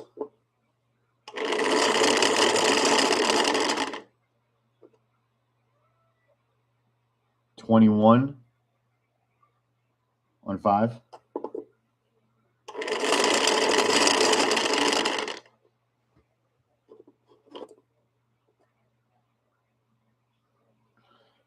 15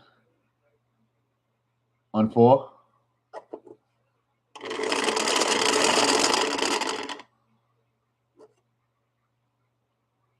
16 on 3.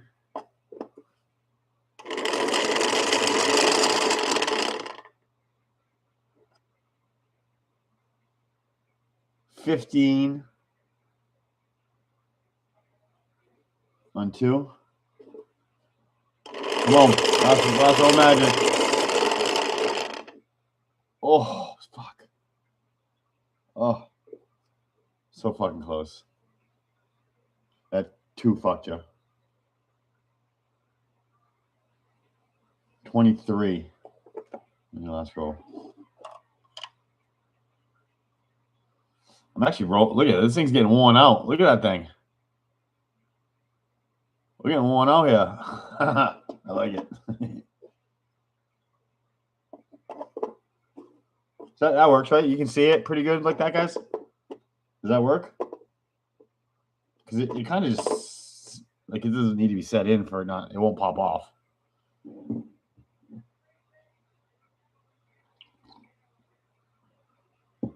All right, cool. No, I like using this too, just as an option.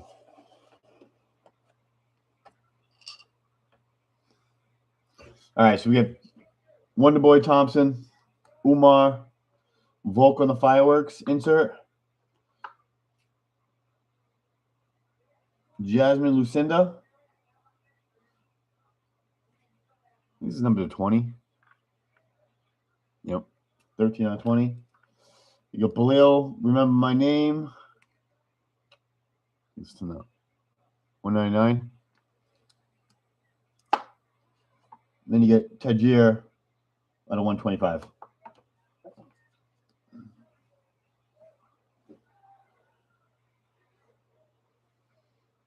You choose. Yeah, but Skylar, I got a fucking visual of you basically in a fucking crawl space. Let's get that, Lucinda. Yeah, that's a fucking sweet card.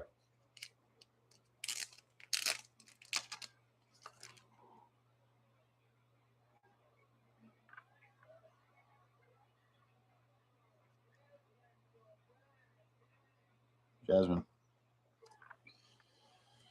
I'm just gonna link it into your one from yesterday, Skylar. All right.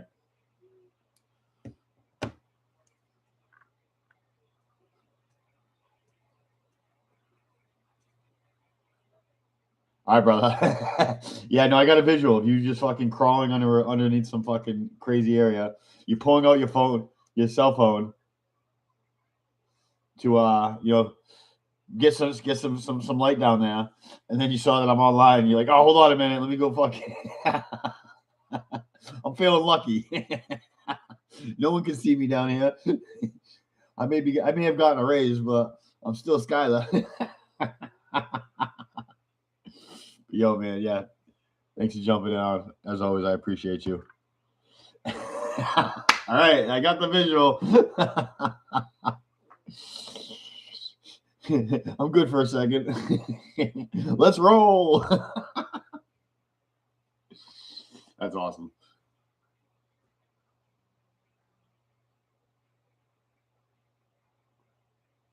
That's awesome. That's awesome. Yeah, hey, I'm hoping to just build a little bit of a community. Obviously, it's not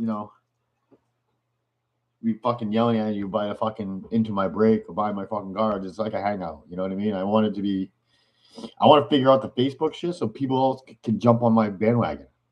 Because I think that's what pissed me off the most was when I got banned from Whatnot. I was buying thousands and thousands and thousands of dollars off these breaker guys.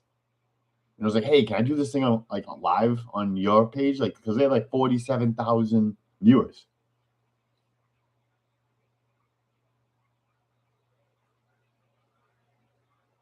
Yeah, just a fucking hangout. But then I asked the dude if I could go live on his thing on the UFC sports cards, and he's like, no. He's like, I really think you should do your own thing, build up your own following, and let it go organically. I'm like, really? I just spent $10,000 on your fucking breaks. And you're gonna fucking.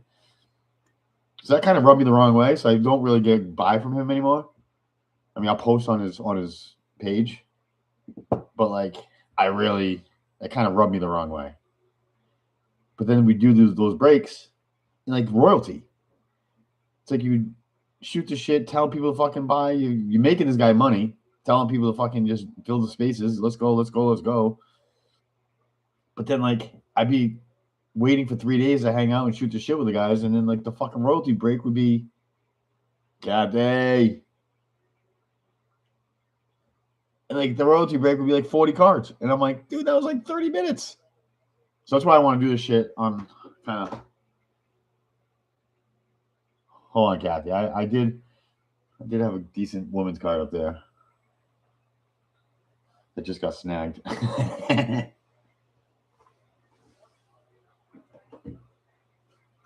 see. In honor of Kathy.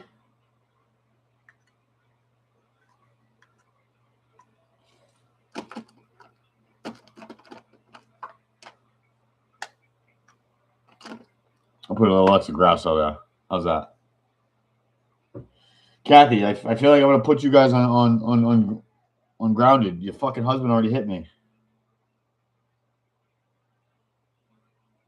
Yeah, no, it wasn't anything crazy. It was just like I put like a nice woman card like to 20 just as a catch over here, but it got snagged.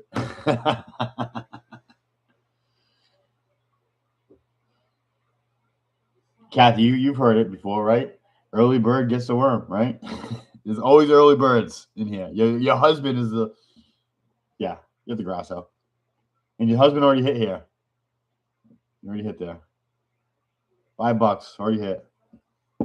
So Kathy, what are you're up to 8 shakes.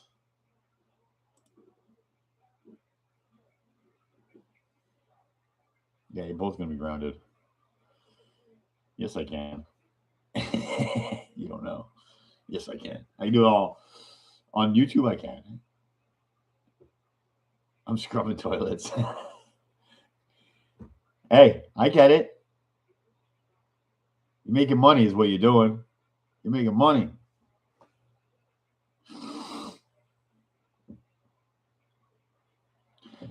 And you know I have my own Airbnb, so I am not, and I have 2 little children just like you. Who you're for?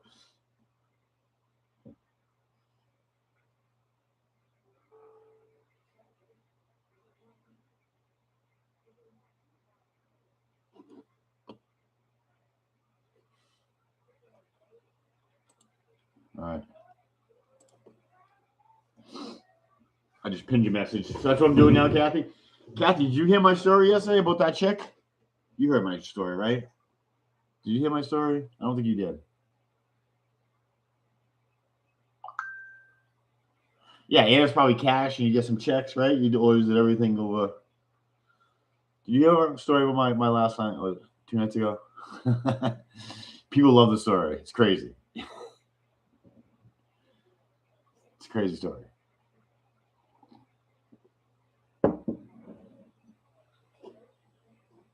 Oh, yeah, I don't know what I'm talking 1 p.m.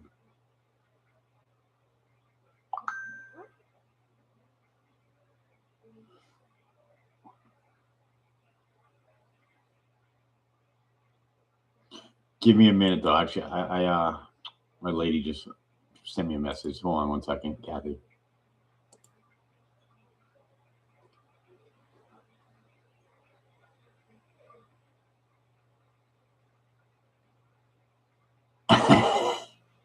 I told her I had to fucking replace the cushions. Give me 1 second. I'm hoping that this thing doesn't go on this fucking camera.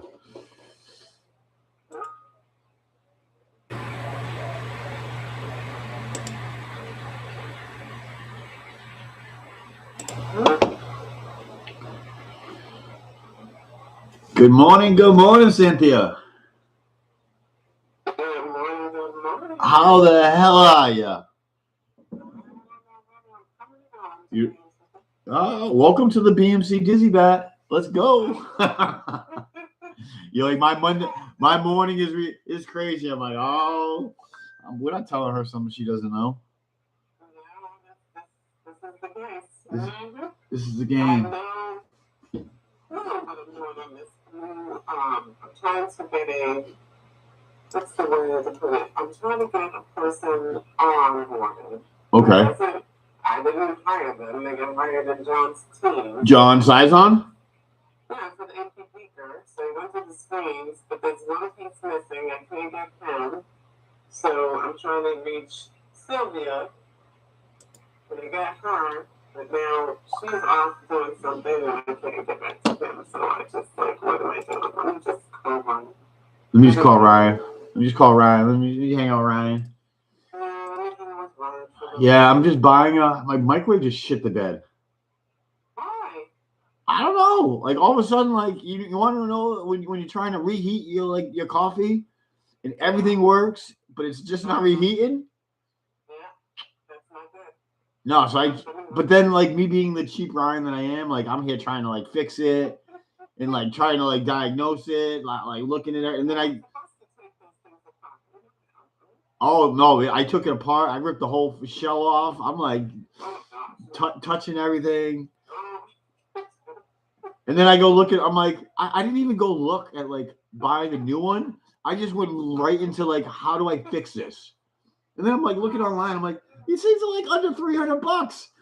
Like, what am I doing here?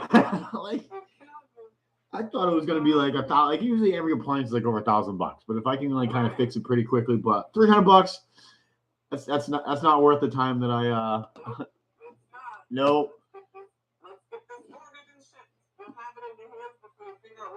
Exactly. But I already bought the parts, like being the crazy man that I am. I already bought the parts. Okay.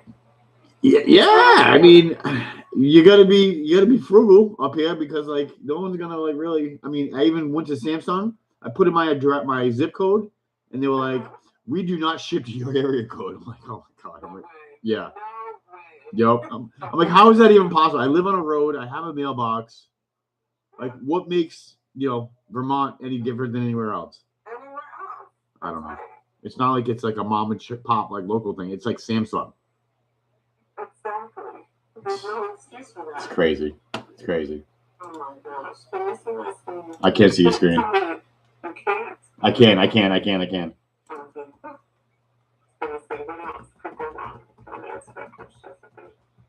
Okay, so this is what I wanted to chat with people before we chat with Monica tomorrow, because she needs to be on the same page as you. And I might not have the time tomorrow because now she just got me on one-on-one with her for 30 minutes. So. And was I too much on the meeting yesterday? I felt like I was kind of a. No, you were perfect. Okay. Nobody likes to open their mouth, and it drives them crazy. Oh, so you wanted to bring Ryan the Big Mouth to the meeting so that I could. I needed some backup because I've been telling her these things from day one, and she's not listening to me, so I have backup. Okay. Yeah, no, I was just like, I don't even know what this meeting is. I'm like the low man on the totem pole.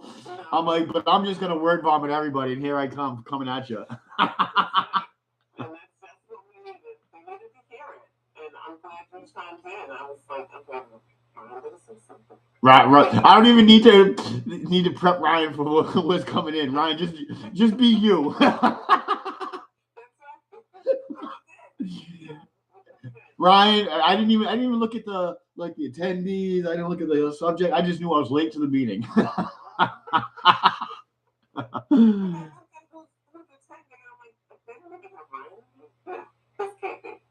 now they want to redo the whole intake process, which they never asked me what we did in the first place when they first joined. They just said it was a broken process. So how the hell do you do? Okay. Well, honestly, they should probably follow like the pharmacy workflow. No, but I think even before, like, you know how I mean, like they're doing the kind of massaging because like there's only one or two people that can open a request, so they have their own kind of like service now. But the whatever, hold on, I don't know. Yeah, Asana, exactly. Yep, exactly. But like that should be or there might be something like maybe not a request, but if there's like another category of like assessment, you know what I mean? Just like because I think people get like super focused on like closing out the tickets, but there should be tickets that like there shouldn't be like a time clock on there. You know what I mean? Because it's going to take some time. And that's the thing. They should establish a standard operating procedure. If it's this type of ticket, 1 week. If it's this type of thing, 2 days, whatever. And so like even like I think there should be like 3 different categories. Like you guys just made like I think the OPW should come back. Like I think an OPW is like something let's just say new. Like it's not existing. It's not a project, but it's something new, and it's going to require other people's work to get it up and running. An enhancement is something that's already existing, and we're just upgrading it or making it better. Like, and enhancing it. It's already something in place. Like, that should be an enhancement. And then a project, obviously, is anything over 200 plus hours should be automatically classified as a project. So I think there's like 3 of those things that should be happening, because like an enhancement is going to be a lot easier than an OPW, because an OPW is something like new. You know what I mean? You're going to have to create a new project. You're going to need to do a lot more like testing and validation. It's not an upgrade. It's just it's an enhancement. But the thing is that the IT doctors don't want to commit, if you will, to 200 hours, because they might want to keep something under the radar, so they put it's small, but it's not really. Well, I think it should be. I think it should be like over 100 hours. 200 hours is a lot. Like, so everyone's going to be trying to go under it, but if you go put it under 100 hours, that'd be more visibility into the projects. Because I think everyone's just trying to kind of push it under the radar so that it's not a project, because you got to go through the whole governance perspective. That's too much. That's too much. Mm-hmm. Only 8 people, right? That's ridiculous.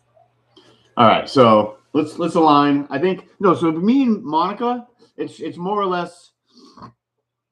I just go over all the projects, and just all she really wants to know is how can she assist? What kind of risks do we have out there? So I'm not really going in, and that's why I was mentioning yesterday was like, yes, we got these projects, but for Bavish, I'm just going really high level. I'm doing a Gantt chart. I'm basically highlighting the month out of all, let's just say the 10, 15 initiatives that we're tracking. And then I just call out the yellows or the reds. Everything else is green. It's very similar to. This is another meeting with them. It's the one once a month. Yep. And I just got invited to another tournament. I don't know I was in the first place, and now we have to come up with an agenda and make it a more formal one. It's just more time administratively. Yep. So why not? I got nothing else to do. So we got this situation. We have to do this because now Ben is on the phone. So we get the most expensive people in the organization on the call to do what? Anyway, that's my soapbox and sticking to it. I'll deny it in the front law. So we're here, and I'm putting up these topics. I ran this by John, I'm running it by you, and Monica will be tomorrow. Now, basically, every month when we meet, we'll talk about any escalations. Can I go on otherwise?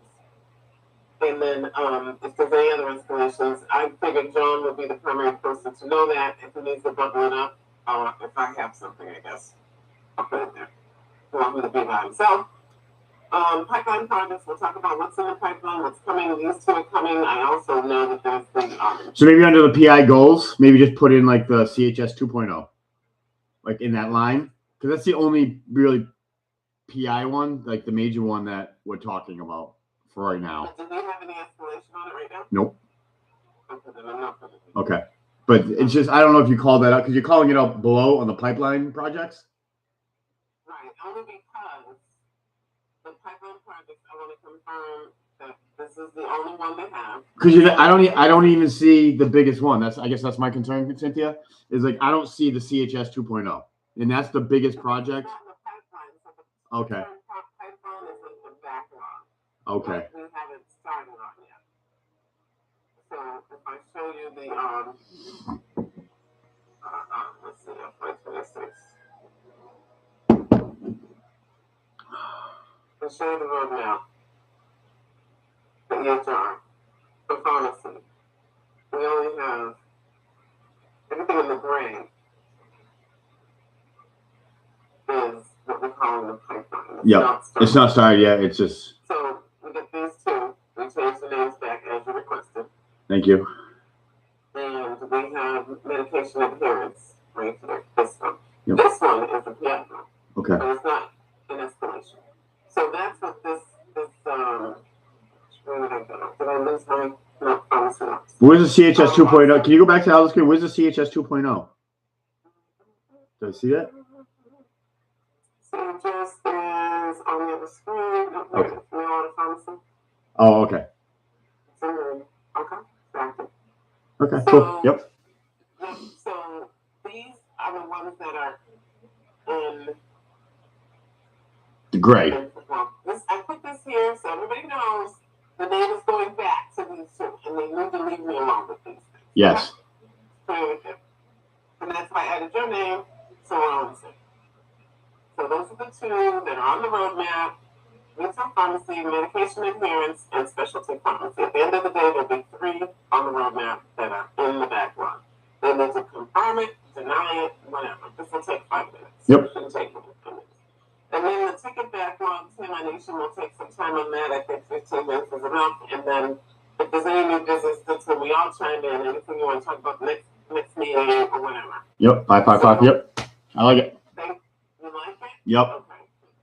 So it would really be escalations, new business, new concerns. And this is just like literally just To check in with him. I don't know if he needs anything else. I think the whole thing started with the ticket email from Ryan. For Tim and the whole Asana thing, and there was 300 and something tickets, and I gotta find that email and tag it here. But this is no, yeah, and then he reached out on another ticket that like they opened up like a new like service location. And like John was like, oh, like, you know, this is something else. And then Bob was like, no, like this ticket was open a year ago. Okay, so that's what else. I didn't know about that. That's a brand new one. That one came in like this week. But like, you want me to give you the request number so we can discuss it? I can try to. Well, the company is here. I just needed Tim to know more than me. And I don't even know if Tim was on. I think it was just John and Bobish. And yeah, yeah, I'll give it to you. Hold on. Forward it to Tim and CC me so that somebody asked me, because I didn't know that portfolio managers and project management offices supposed to track operational stuff. Yeah, Cynthia, and then Tim. Yeah, send it to Tim and copy me. Just so I need an FYI who needs to have it. And then in this chat, I put the link to this folder in the chat, and I just need to make sure you can access it. Okay. Do you want to send me a link? Yeah, it's in the chat. Okay.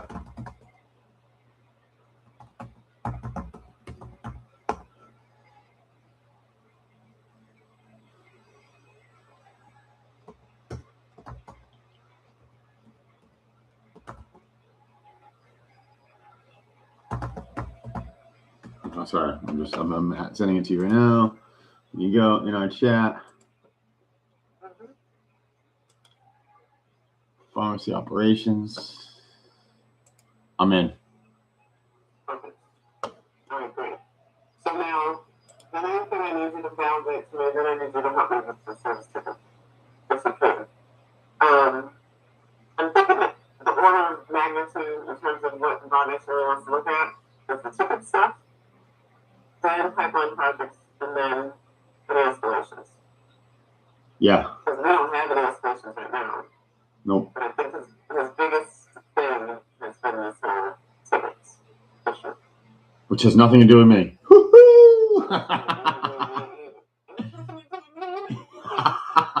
And we're doing the work. And we're sitting here working on it. This would be an operations meeting with him and whoever does the Asana tickets. What's his name? Kevin Horowitz. Yep. That should be part of that conversation he's having with us directly points. Not really. But bottom first, and then we'll put escalations at the bottom.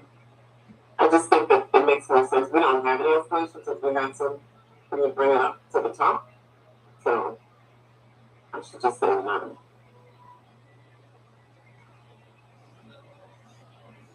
If there is something, then we can open it up for you. Well, I wouldn't say none because I would maybe like let them dictate that because they may have some escalation points. Which he may bring up that ticket that I just added you to. You know what I mean?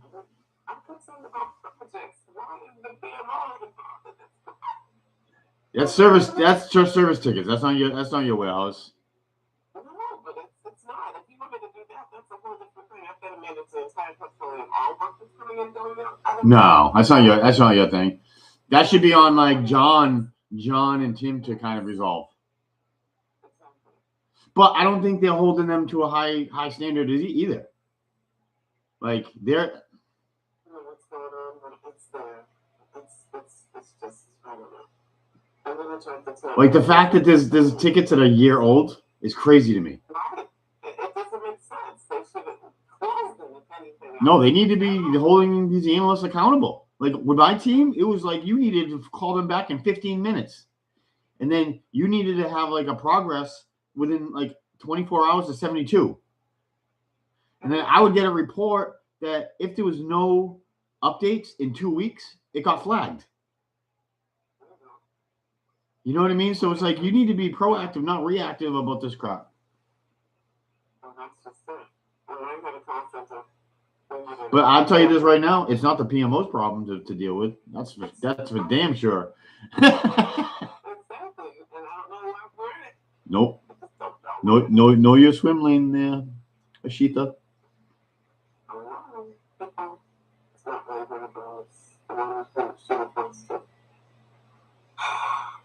And then I don't know if you want me to tell Ashita, but I was almost going to tell him, like, listen, like with these pharmacy meetings, you guys need to be like, you need to be a working meeting, not like a discovery meeting.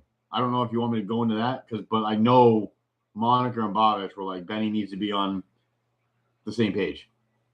Like we want solutions, not investigation during those meetings. So I don't know how nicely we can say that. You're talking about this month of meeting, right? Yeah, I think so. I think it's this one.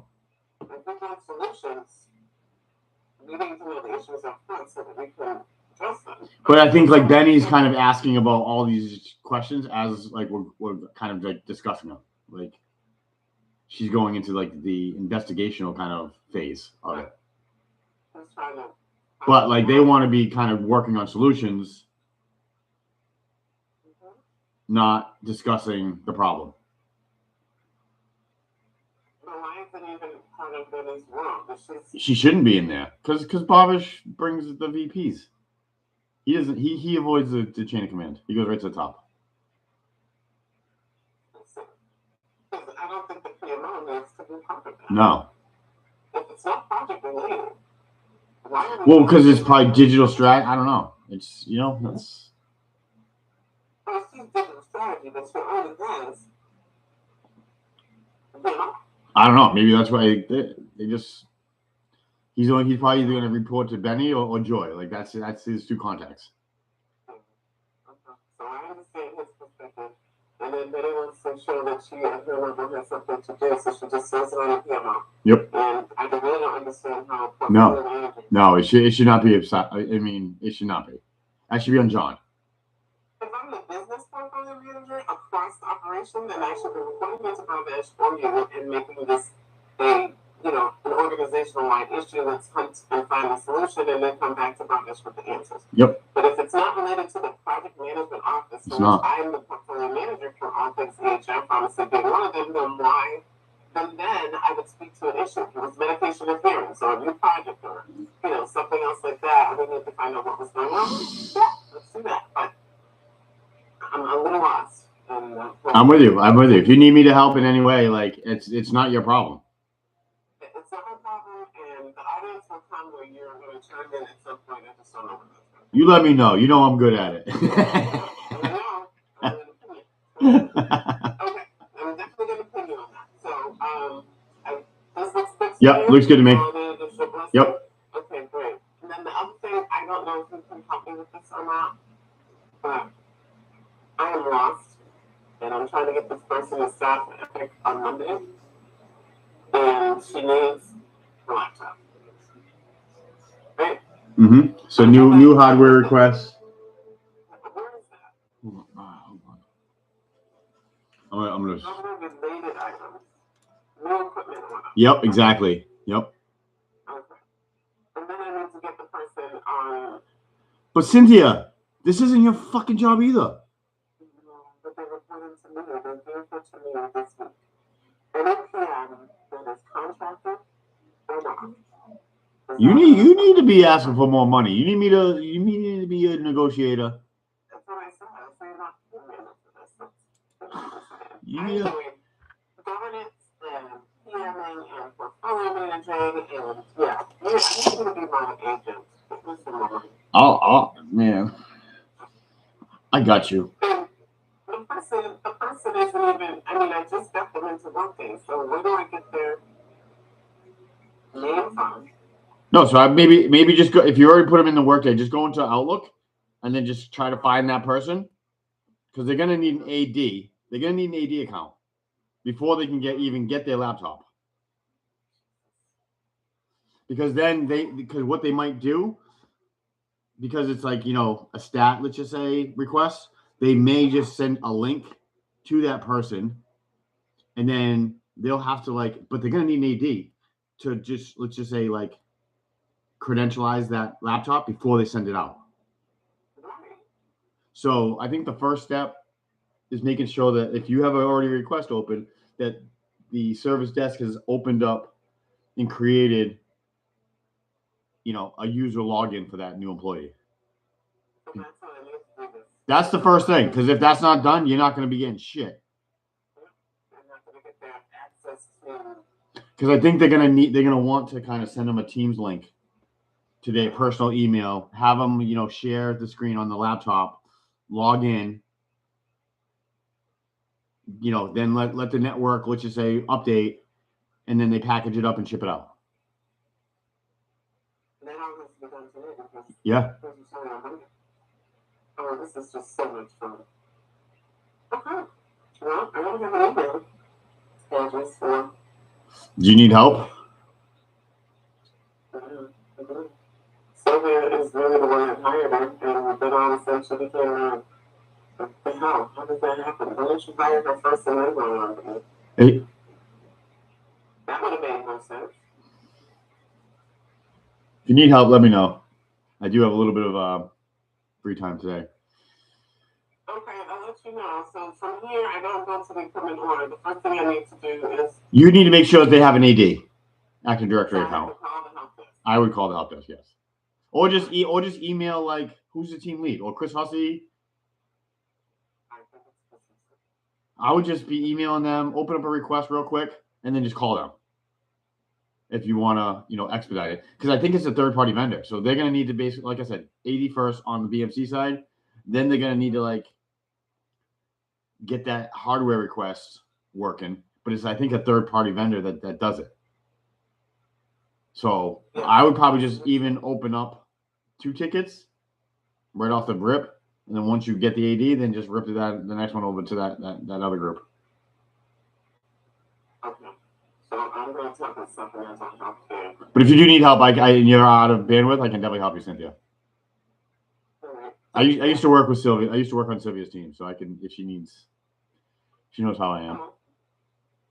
Okay. Well, I'll call help desk and tell Chris at the same time and see if I can get this active directory set up. Sounds good. Yeah. That's my first step. I'll let you know if I have any questions. All right, homie. Thank you, friends. You have a good day. All right. Ciao. Bye-bye.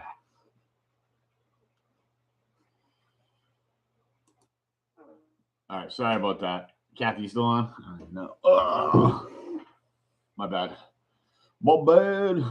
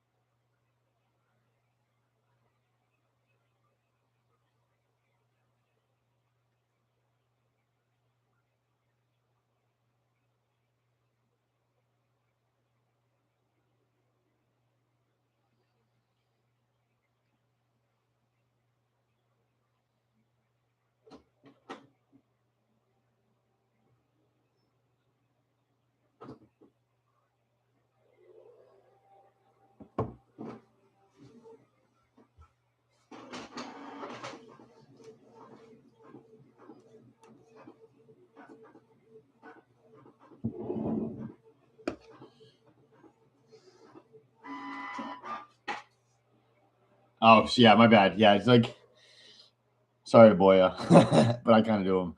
I just like when they don't take my video camera on, because then I gotta kind of like shut everything down real fast and like stop everything. Yeah, I gotta love when like directors reach out to me. I'm a manager to help them. Yeah. But see, I am the same way streaming as I am at work. Same way.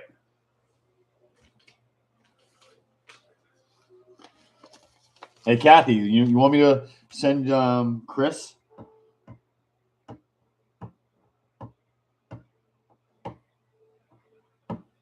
We send Chris like a little tutorial of like, hey, bud, this is how we sell the cards. This is how we do it. Do this. Take it.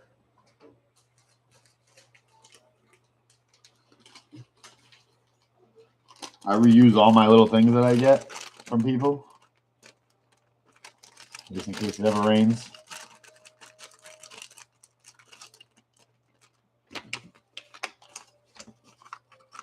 You ready though? Is it a good time, Kathy? I know that you're in this shit too.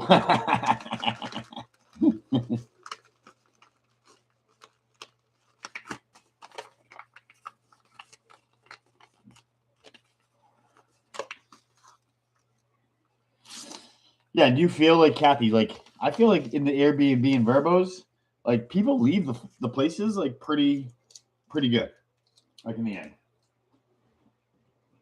And what I've noticed for me is I only accept 3-day rentals. 3 days is the minimum. And I feel like once I did that, I got rid of all the partiers and I got like all of the families. Like once I switched the minimum day to 3 days, and then the families kept the place like spotless. So like, you get to like people coming in for like a Thursday, a Friday, Saturday, like 2 days. Shit's a fucking mess, broken everything. But you get like 2 families with like little kids and 2 parents. Shit's fucking almost cleaner than when they got it. Bang. Package going out.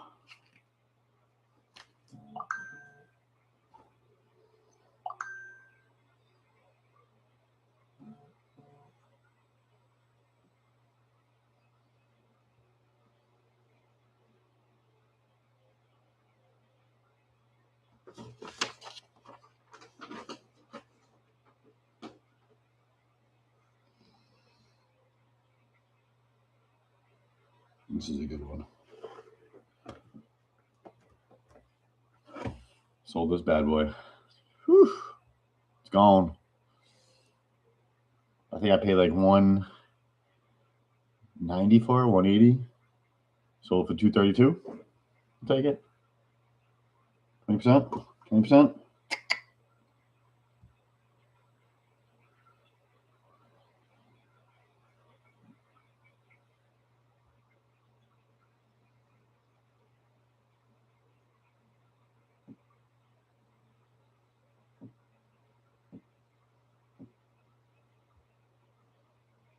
Let me know when you're ready, Kathy. I'm ready whenever you are.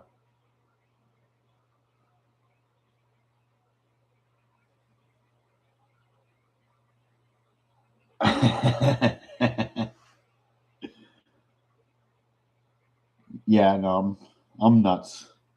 But I've been there for 17 years, so they all like they love like bringing me into these meetings because like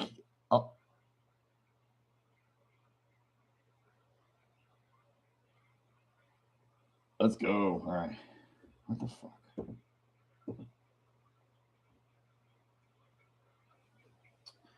What is it?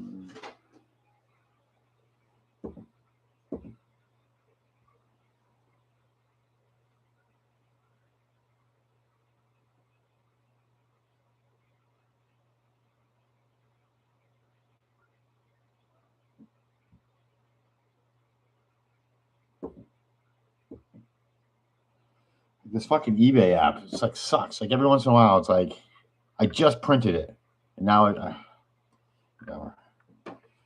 It's fucking people. All right, let's go, Kathy. Here we go. All right, so you got how many shakes again? Would you say you said something crazy?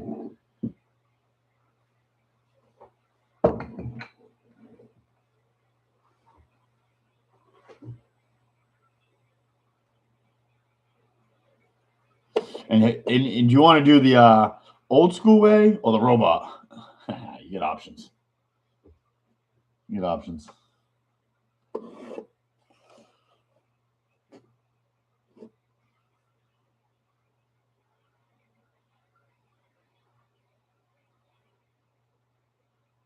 Yeah.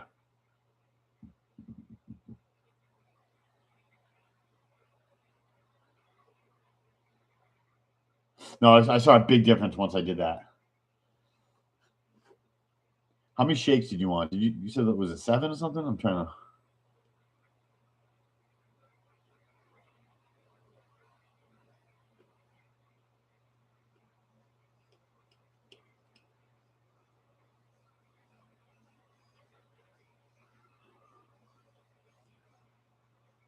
Oh, there it is. See, now it just came in. Fucking Jesus Christ.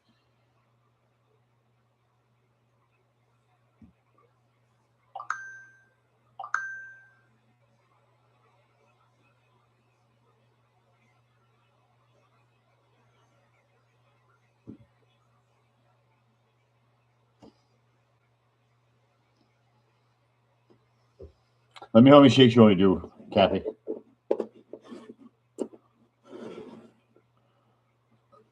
I don't want to fuck it up. All right, here we go. How many shakes?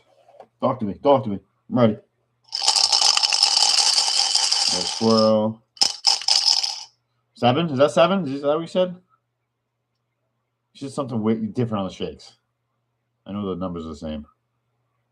I want to make sure I'm right.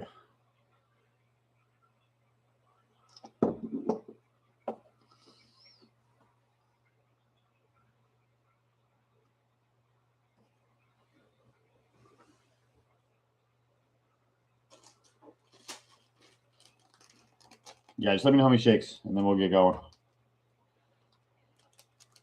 Your husband, he's got to be scared now, you know? I always like...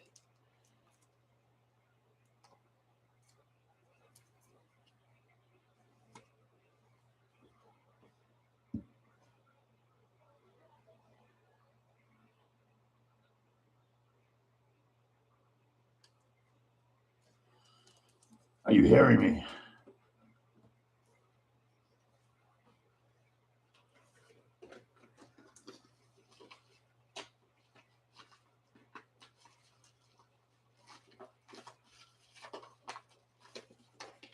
Eight shakes. Okay, thank you. Woo! It's like fucking pulling teeth right there. All right, here we go.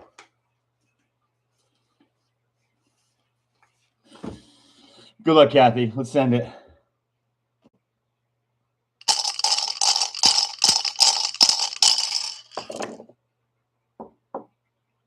Eight shakes, 8 rolls, 17, 18.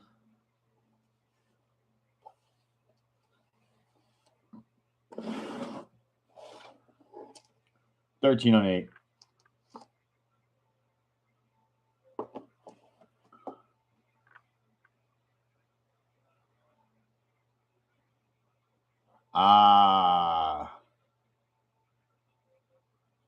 Gotcha. Okay. Makes sense. Okay. I like it. All right, 13 on 8. Good luck. Here we go.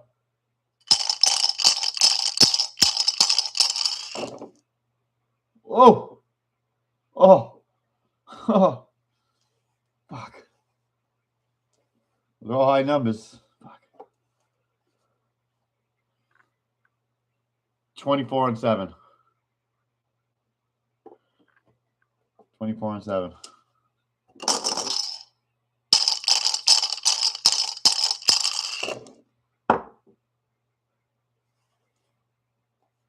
$19 on 6. Yeah, I was talking about you actually, Kathy, late yesterday with a group. I'm like, yeah, Cash and his wife are playing the game. I'm like, we all think Chris has got crazy luck. I think his wife's got more. I'm like, Kathy's hit like 2 out of 3 days. Lucky fucks. 19 on 7. Here we go.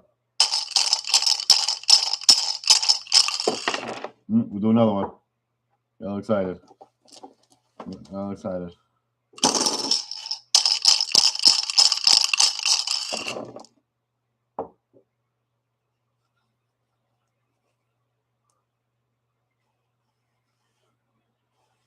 $13 on 6.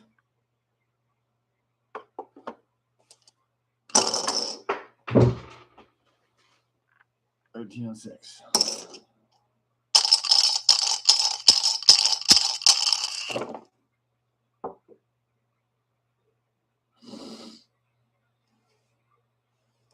$16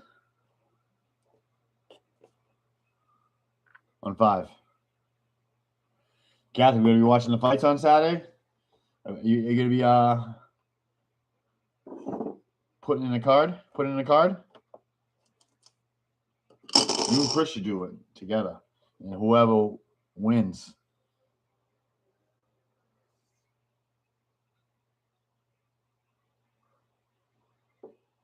Yeah, still up, yeah.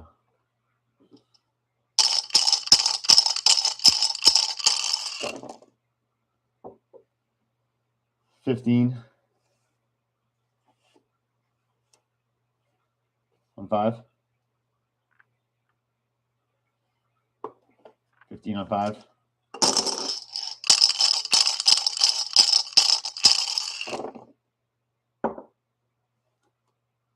$18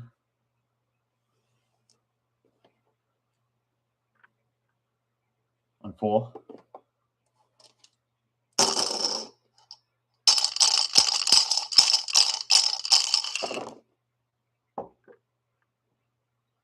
$18 on 3.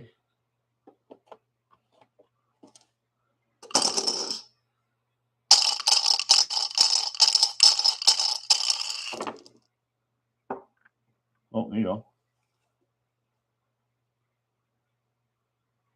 What do you mean? Well, you're going to be getting like, so I can see it. I know you have like a few 8s coming in here.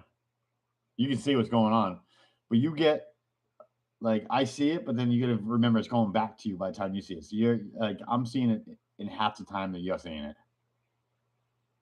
But I know you have 8 shakes and 8. I don't know if I missed up like the shakes on that one, but you're not writing it.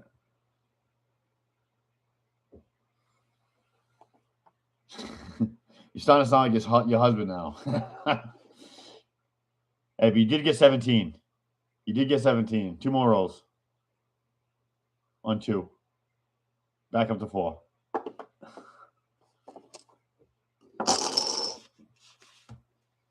Back up to 4. Here we go. Good luck.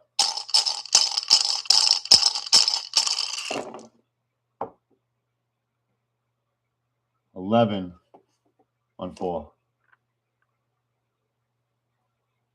11 on 4.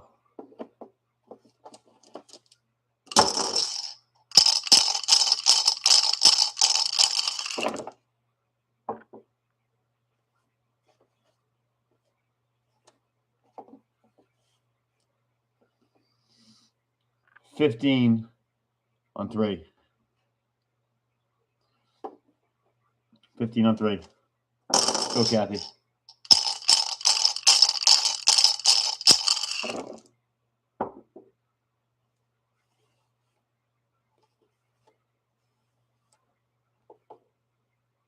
$18 on 2.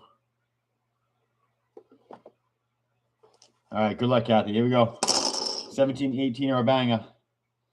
Come on. Let's go. Here we go. Good luck. Look at 17. So you're saying there's a chance. 17. 17. We're not done yet. One more song. One more song.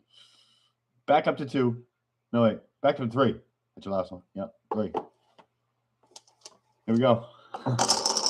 Here we go. Oh, Jesus Christ.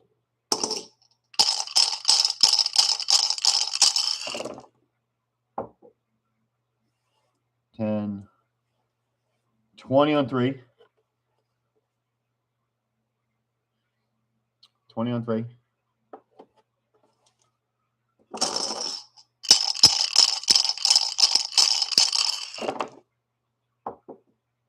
Huh. 17. 17 on 2. Back up to 4. Back up to 4. They're not letting you go, Kathy. They're not letting you go. Back up to 4. Here we go.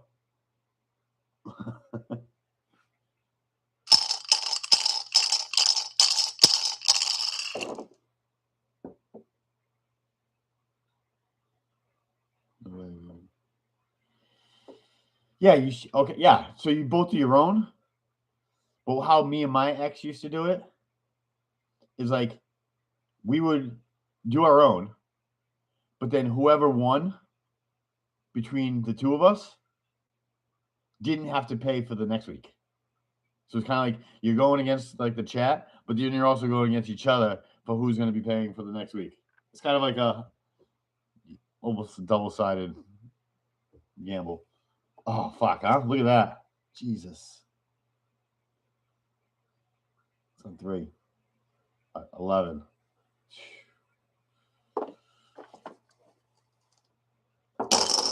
11 on 3. Here we go. Good luck. Oh, excited.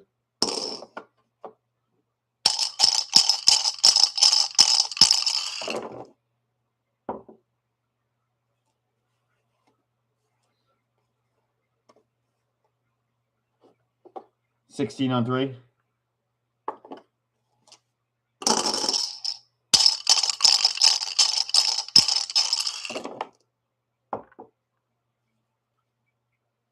$19 on 2.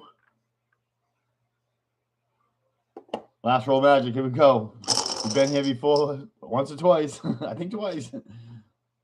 Let's go. Here we go, Kathy.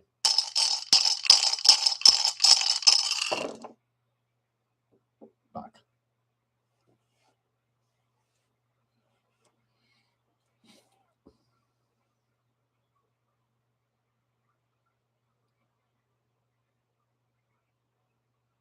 Oh, they weren't? Yeah, they must have. All right, 15 on the last one. All right, I'm going to give you an extra one. This is on the house, Kathy, just so you can see how we do it. This is how so you can see. I'm going to do the last one on the house. I'm going to do it on the bubble wheel.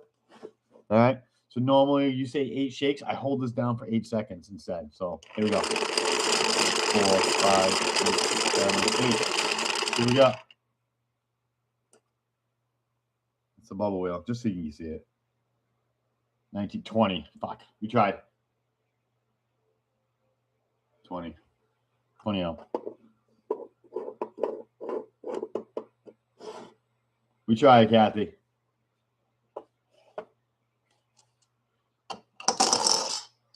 All right, so we got Stephen Wonderboy Thompson, Uma Nurmagomedov, Volkanovski on the fireworks, Manon Figot. I think it's number 2. Hold on. Is it number? Yeah. I think this chick's a fucking badass. This is number 199. She fucking went toe-to-toe with Val Shinchenko, and like it was like went to the decision. So once Val like retires, I think this chick's gonna run the fucking her and Kayla. They're gonna run the women's division. Just letting you know. They get the Belil out of 199. And you also get the Tajir. I'm not going to try to say his last name to 125. Yeah, I think she's going to be. She almost beat Val. Like they don't really talk about that. But I think Val's going to be around, but not for all that long. Like she's on probably not a lot. And she was. Is this a rookie? No. But let me know.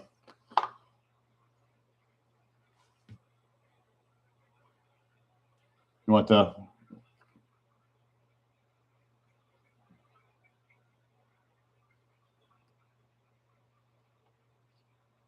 You want this one, Manon?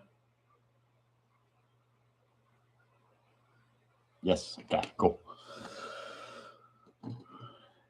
I told Chris, I'm like, we're gonna need to ship your fucking bag out, guys, because it's becoming pregnant. I'm pregnant. She's a fatty.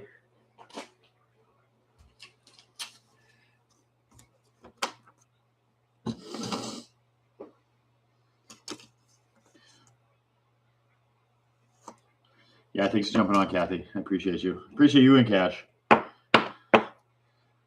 We're gonna hang out sooner or later. Yeah, no, for sure do your own.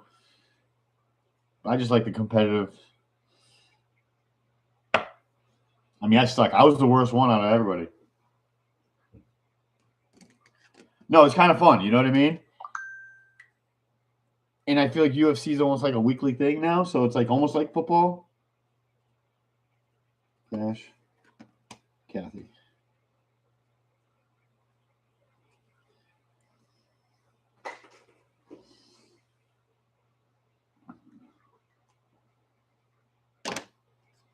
I'm always with the good ideas.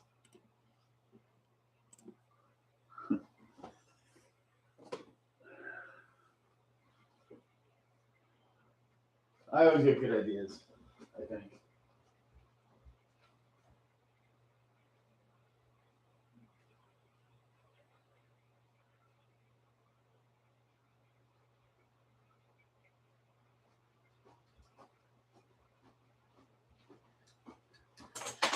Yeah, it was good earlier, Kathy. Like he's like, Cash was on here just shooting the shit, and then I guess his boss came by and he had to like step away. And I totally had him think like I had already rolled all of his numbers. He was already picking like the top left, and he hadn't even rolled yet. But once you start fucking with me and let that fucking open that Pandora's box, you don't know who you're fucking with. I had him going. He had already picked his card. He was like, "Fuck!" I'm just kidding. Let's go. He even was like, "Oh, okay, I trust you." I'm like, don't ever trust anybody. Don't ever trust anybody.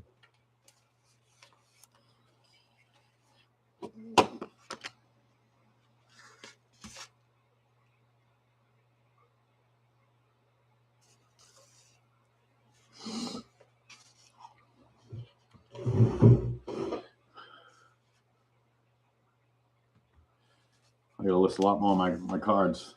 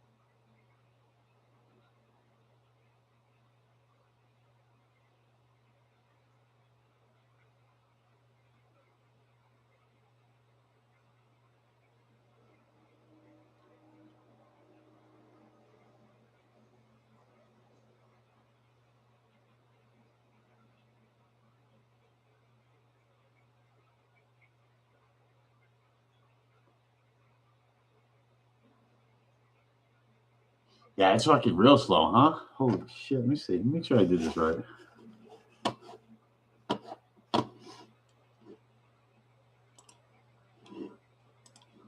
Yeah, it's live.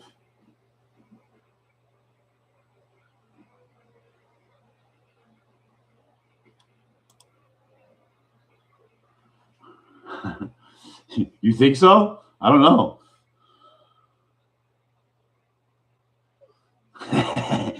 He's gonna be negotiating that shit. I guarantee it.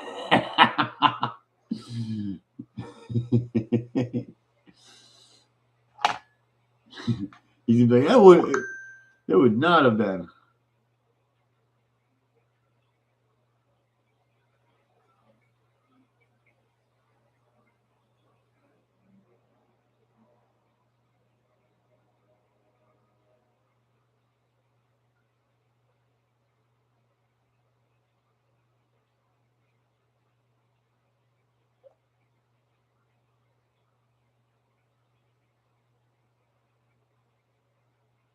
Oh, me too.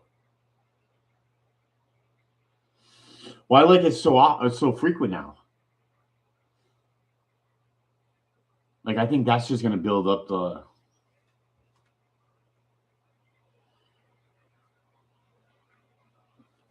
the following.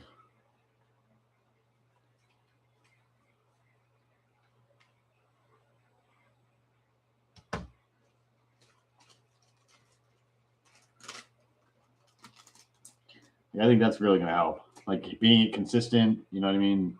I just wish they could like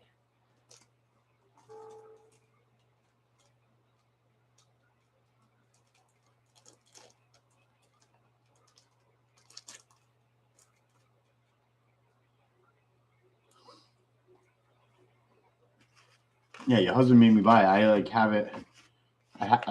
My niece came over and like logged in. And I was like, oh, I'll just watch, UFC. I won't even buy it. I'll just watch it on like in my living room, like a normal human being. Fucking, I got some shit like one Saturday because I wasn't watching it like sharing my screen. Chris is like, dude, I'm like, yeah, I only got it on my living room. He's like, for the size of your house and what you got, he's like, you fucking just suck it up and buy it. I'm like, man, see it, but I'm frugal.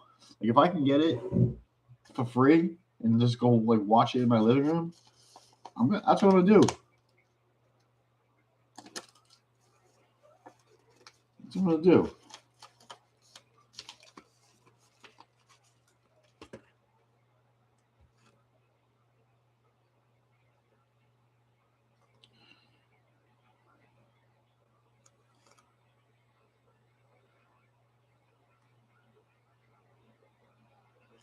Every time.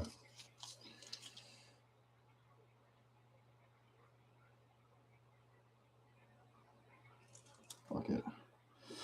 Like eBay makes it pretty easy though. I'm telling you, tell your husband, set up an eBay account and start selling off some cards. But they make it easy where you can just put like the QR code on here, so you don't have to use your printing ink. Go there, tell USPS this is the code, and they do it. Like for some odd reason, this one worked, but I bought like 1,000 of these things for like $50. Kathy, when you're ready to make them like sell shit, let's go.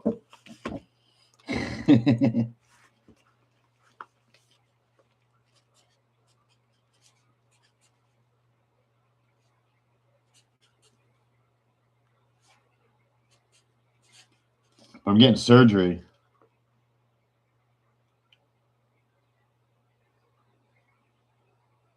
I get it, Kathy. Good luck. Make the boss happy.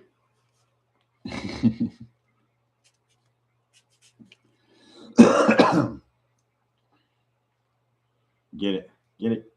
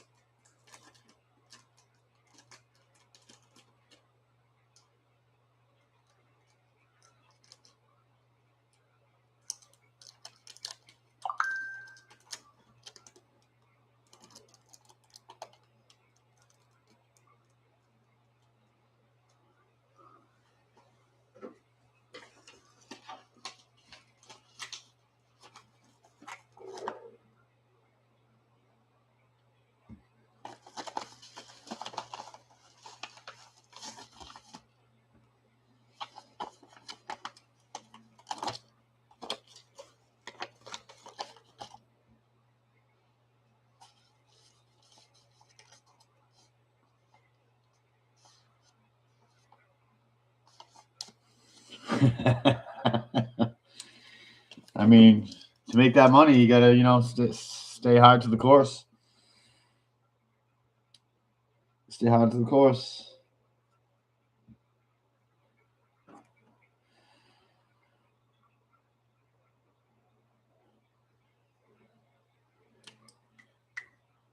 Yeah, I'm like starting to clean now just to get ready for me to fuck. Like I'm getting surgery in literally less than 2 weeks, so I'm like already like putting shit away, getting ready. So that, like, because May's gonna happen, and it's gonna be like recovery June, but then my first rental's in July. It's like 3 months later, so I gotta like at least be ready.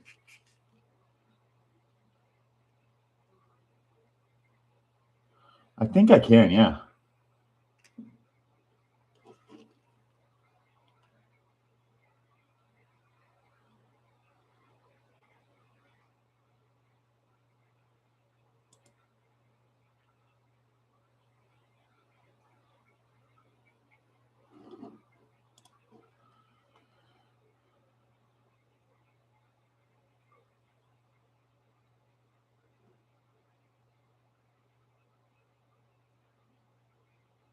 What pick the fighters?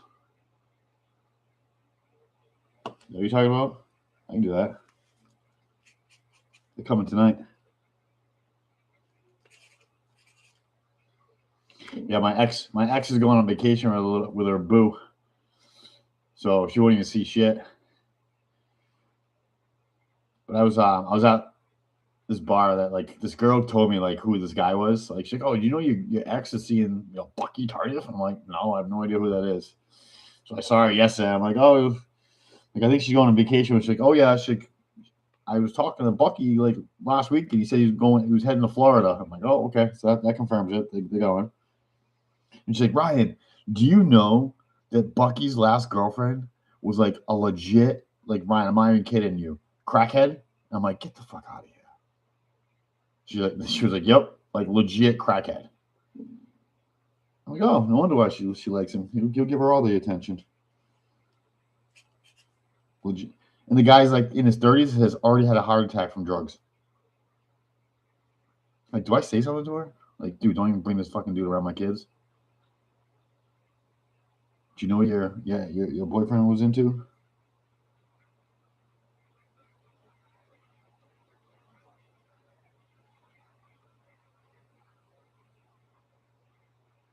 No, I'll sell everything. So like, I bought these. I bought them for like $2. I just sold them for $8. One for $8. You know what I mean? You just kind of get rid of it. Just keep it going. No joke.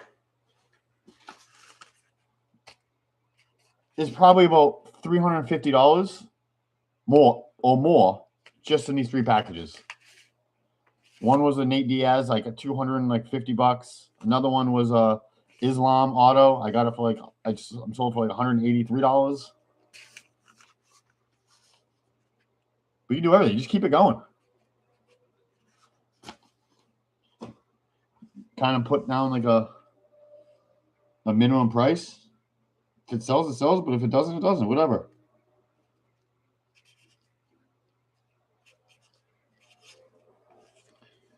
Yeah, this is like the QR code. Boom. Another one. $30. Use like a Rich Franklin autograph.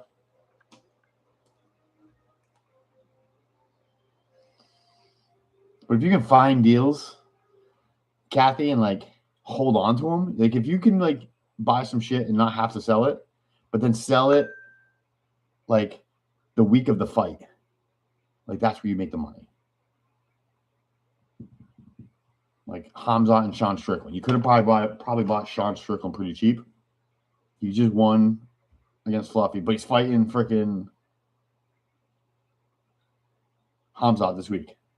People are after Sean Strickland cards right now because some people think he's gonna win and it's gonna balloon. But like you can kind of have that like mindset. You don't need to sell them. You can just sell them when you can, maximize on the profits, and that's what's up.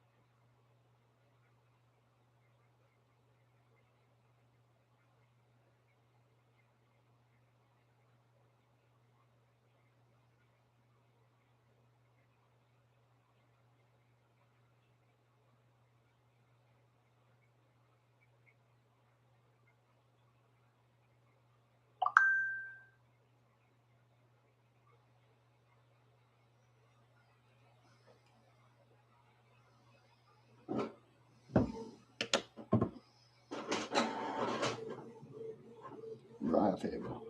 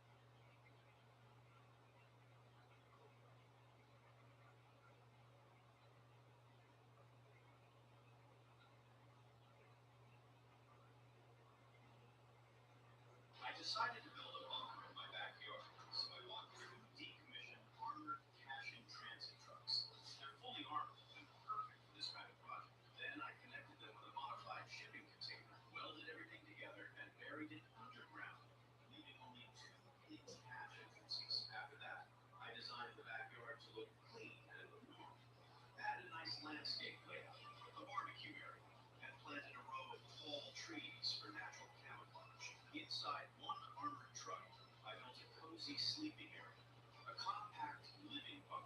In the driver's section, I set up a realistic driving simulator for gaming. In the second truck, I built a mini kitchen, a fully autonomous bathroom with a shower, and extra storage space. If you like this idea, drop a like and let me know in the comments what you think.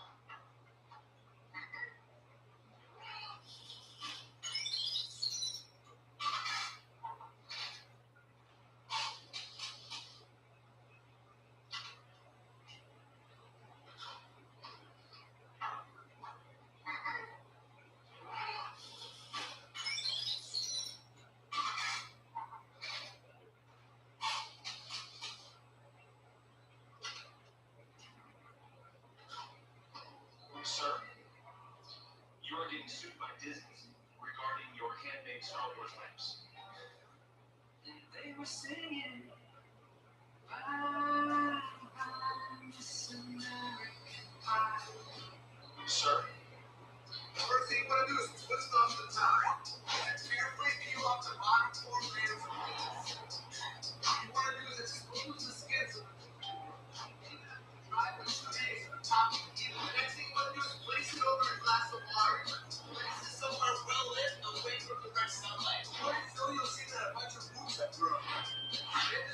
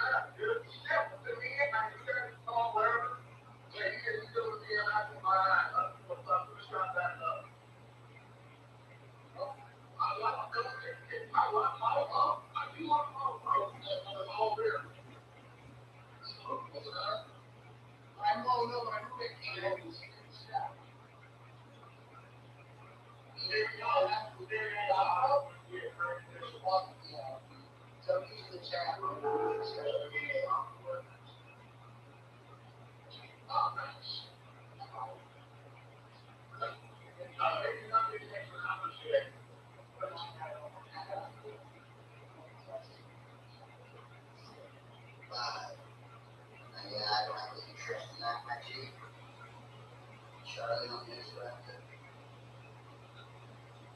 Hulk, what's this, the number 2 guy?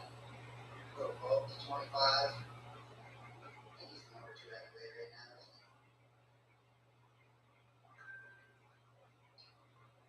He's the number 2 guy. If I remember correctly.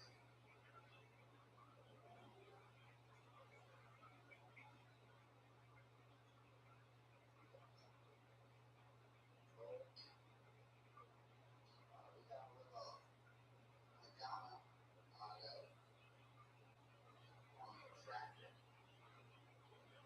Yeah, sucks on the front. Weird boy time.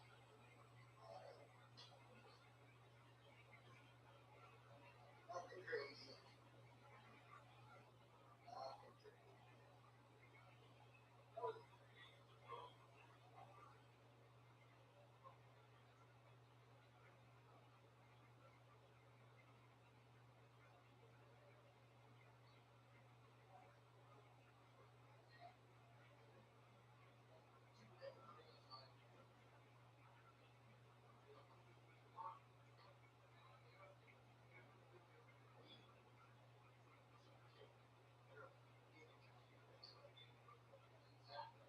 What else do I have to go? I have to be fucking sitting here. Yeah, I just be sitting here fucking twiddling my thumbs. Make fun of it. Make fun. These people are not fucking.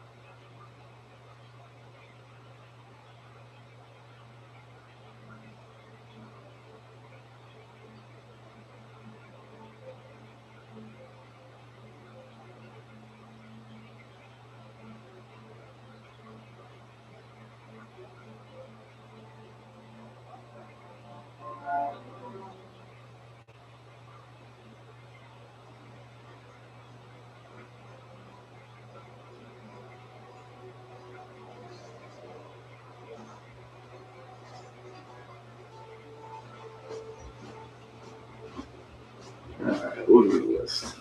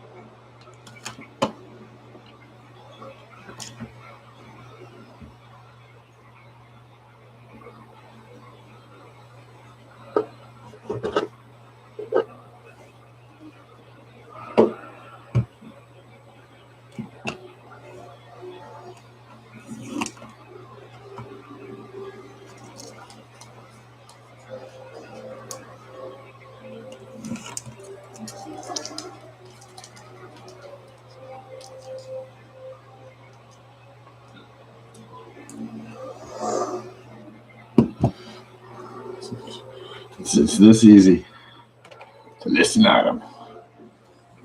Everything shipped. I'm ahead of the game. Let's list some more. I'm all about the $2, $3 cards. Tank Abbott, bought it for like $2, I think.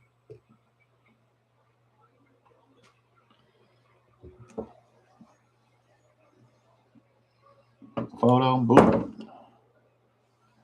Switch it up.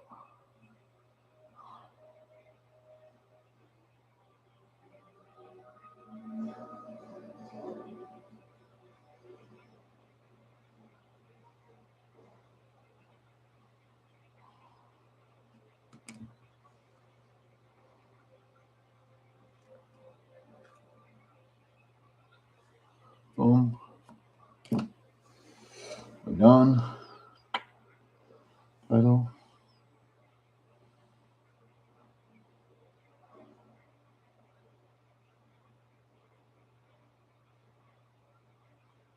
Tank Abbott, auto.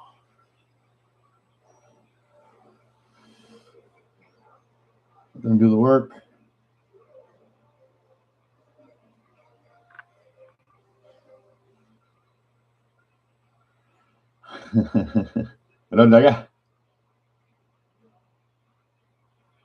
Just listen tonight. Look how quick it is, bro. Look, continue. Professionally graded. Nope. And description. Use the AI. Boop.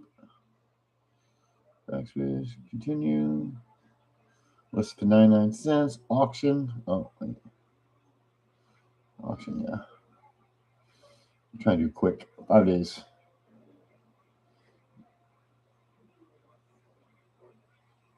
If you do 3 days, they added $1 to it. So, nope. eBay's always trying to make money off you.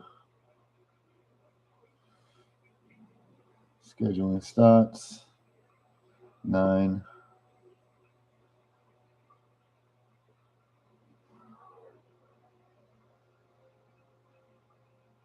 Done.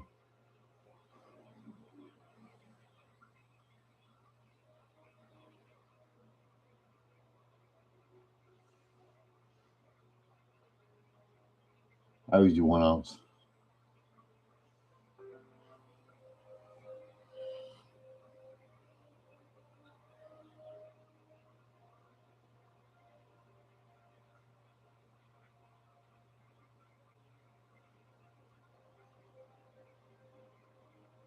Boom. What's your item?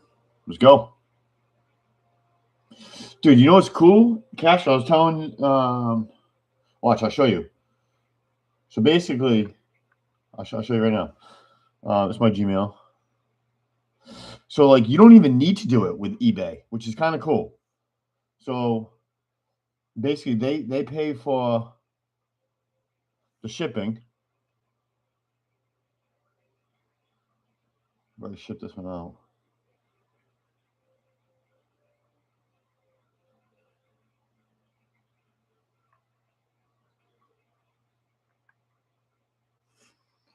Put it in here.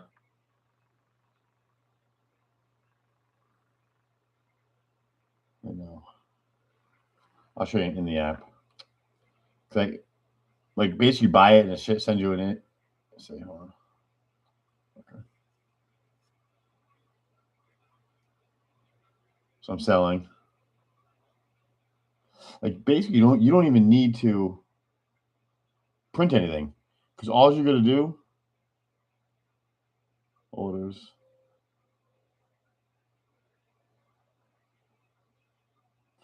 Like this one. Like I already shipped it. I know you can't see it, but in here, manage shipping.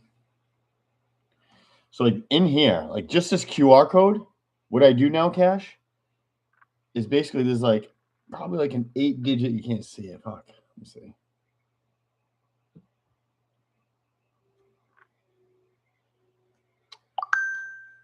It's like an 8-digit number on the bottom. Kind of see it down there. Basically, you just write that number on the package, and then when you get to USPS, they basically print out the label for you. So I just do everything like in capital letters, nice and clear. You don't even literally need a printer. You just write down the number on the package. Once you get there, they print it for you, which is kind of cool.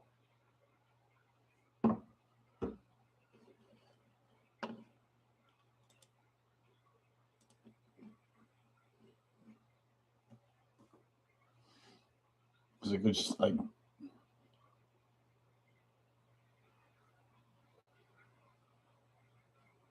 I move it down to 1 ounce.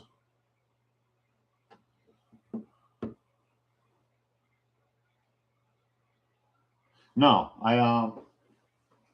So, well, technically, you're gonna see in a few days how I do it.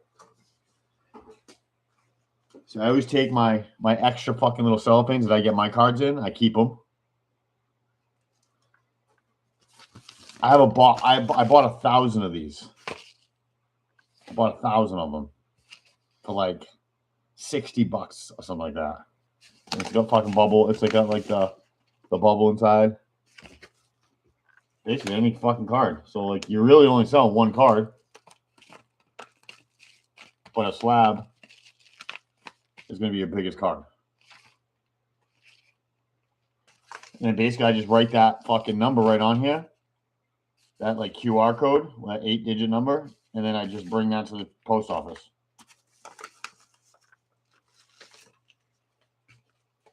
But I'll always put it in like one of those cellophanes, just because if it does rain, you know what I mean? You just want to protect it, but that's it. Thanks, see you later. It's a whole fucking box of them. Yep, exactly. Yep. So instead of wasting your ink and your labels and all that shit, I'm like, shit. Yeah, so like even on this card, I bought like, I think all the rainbow set. No, I bought 1,000 of those. I bought a huge box. 1,000 of these. So I just take a handful out of my big box out in my garage.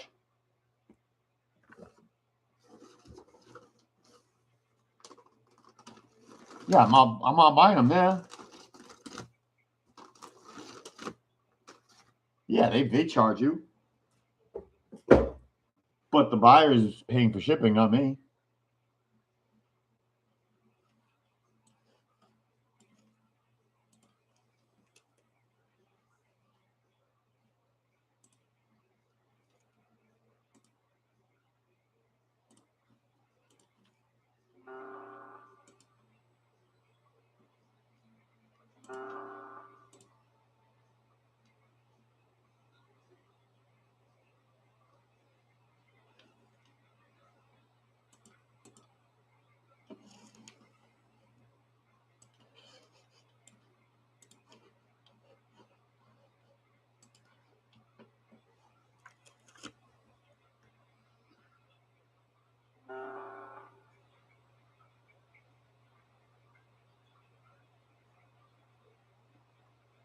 No, you shouldn't be paying. You pay everything's already prepaid before I even go. Like it shows you.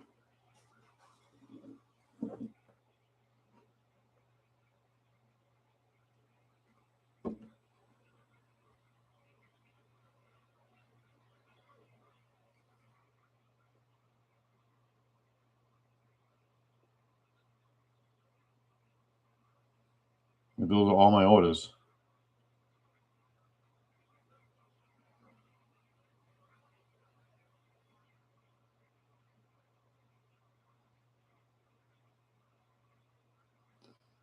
But like while I've already brought in. Look at it. Shit adds up, bro.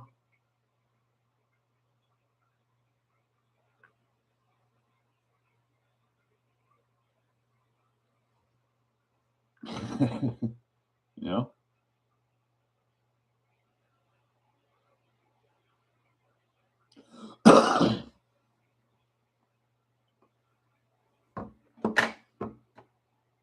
think this is stuff I was gonna put out there.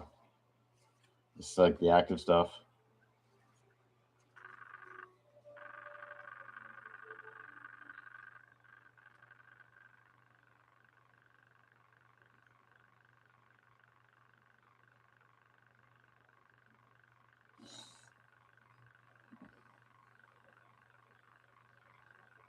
Not for me.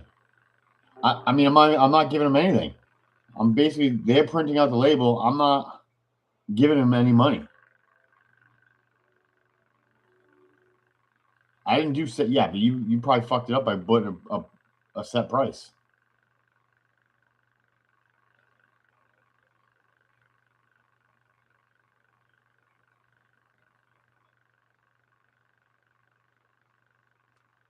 You know, I don't set up the price. I just basically filter it all the way through the USPS. So when the listing's being like,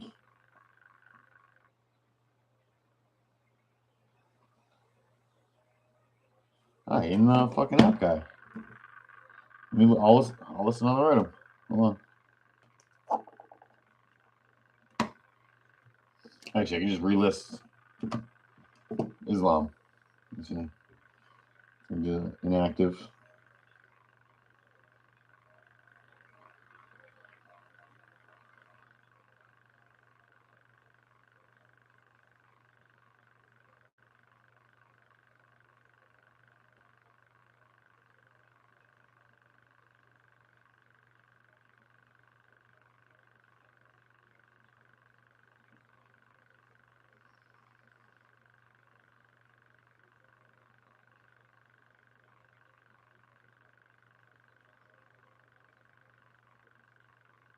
I'll do 5 days.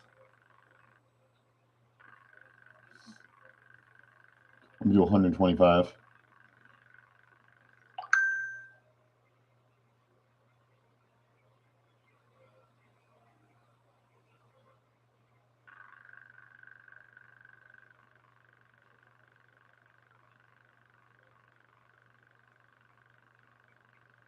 Domestic shipping.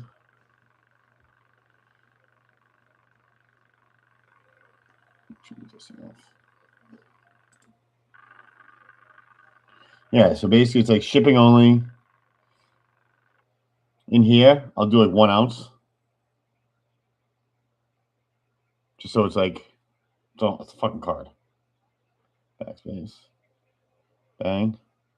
I don't know if you're doing irregular shipping, but done. So it automatically says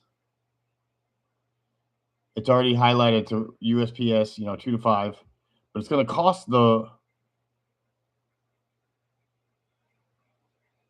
you know what I mean? It's automatically there. So it's a $100 protection up to 70 pounds. But it would normally cost like $7 or $8, like if you were to like walk in and do it. But because it's going through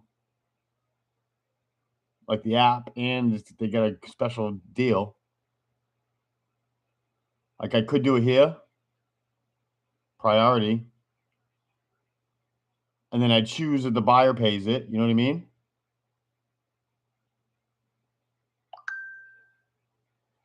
Boom, done. List your item.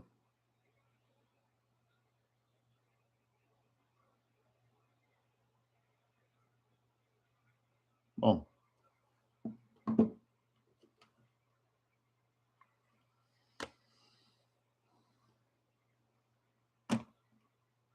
These are the ones I had on. I take them down if they're not. No one's looking at them, and I haven't seen any action. It's like I'm just gonna stop putting them like just not super low.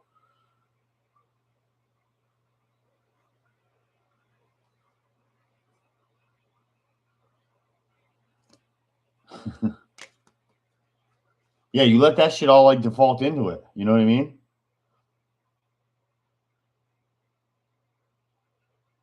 But inside of the app, you can just kind of list out what the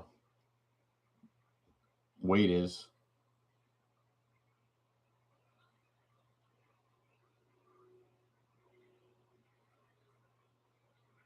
I haven't sold that many, but I'm gonna sell more.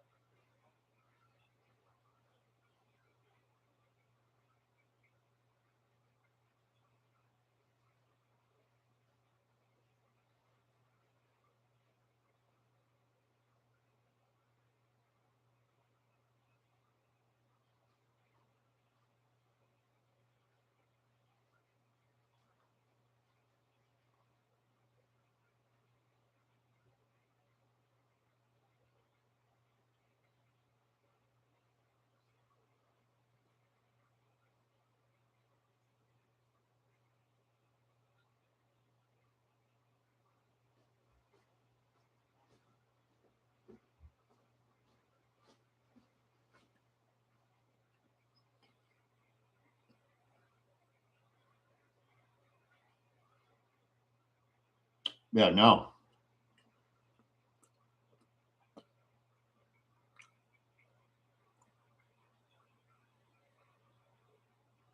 Nope. Nope. Nope. Yeah, they already paid for it. It shows you right what they paid. So you just write that code right on the thing. You don't have to waste your fucking paper. You don't waste your printing. Like that shit adds up. You know what I mean? Like just like a thing of ink. That's $41. Like I've replaced like 4 of those things.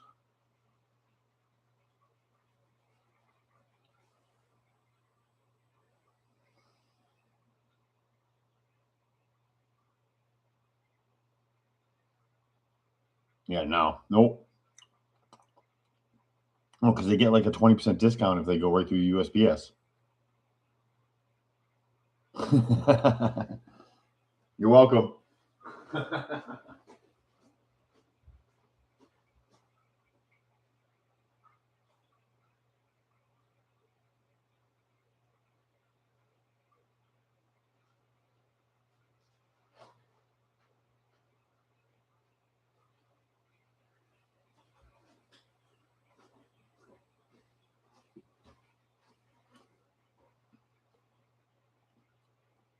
Yeah, you're like double paying.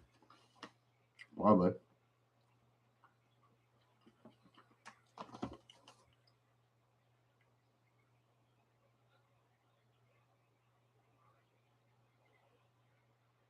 Yeah.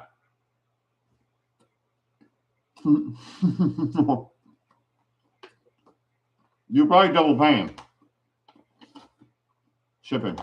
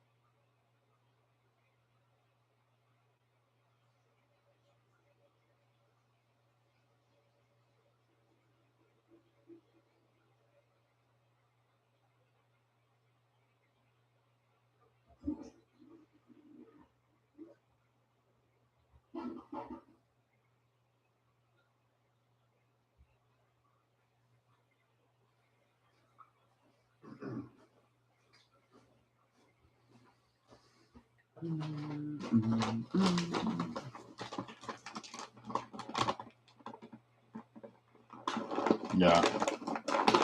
I always just put like 1 ounce, like this showed us.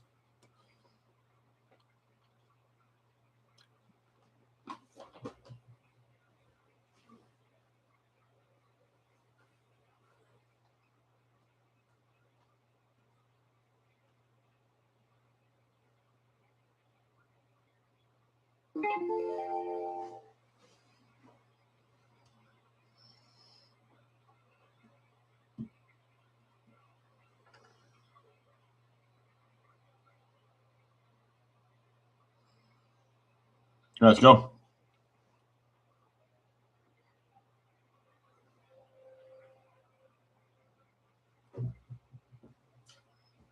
Yeah, I once double paid. I once did. It was like one of the first ones. I think it was the same exact scenario as you. Let's roll. Let's roll. Let's roll.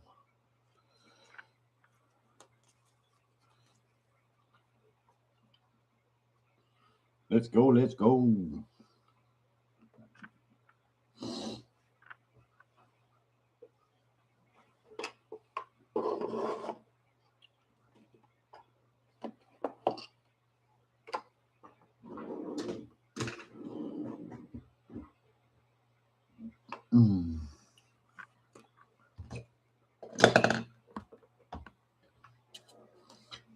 Yeah, you should just list some of your cards that you've got. You know what I mean? That you're not like PCing.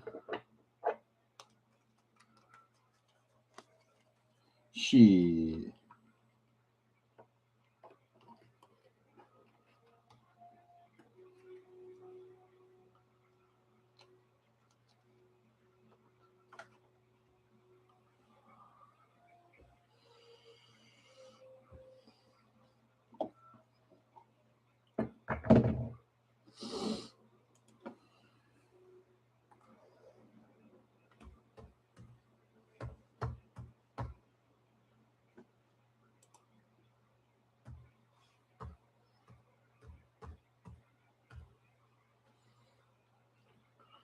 $5, $17, $18.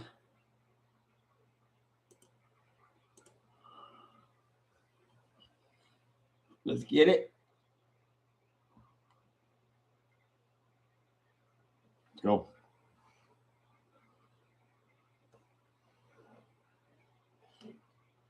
Eight rolls, fucker.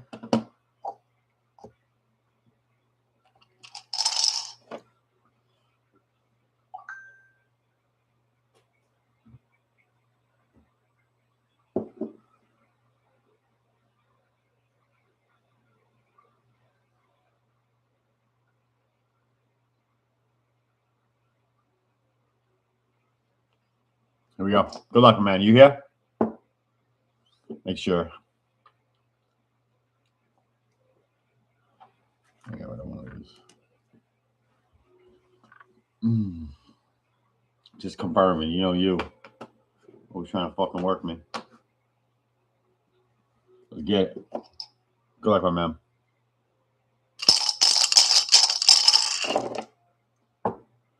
$16 on 8.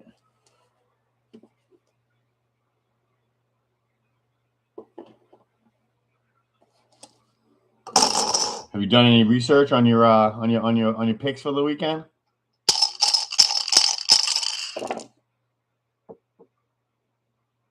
Well, one punch you. 21. Me either. It's good. It's a hard one. I don't know a lot of the fighters, but I feel like we should probably do a little bit of research because, like, obviously there's like favorites and all that good stuff. So 21 on 7.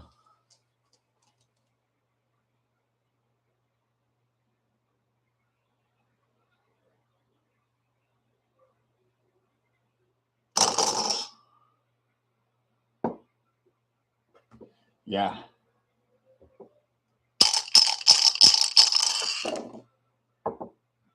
Full house. 11 on 6.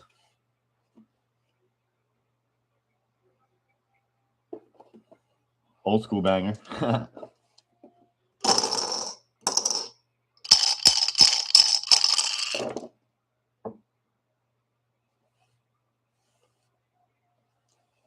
22 on 5.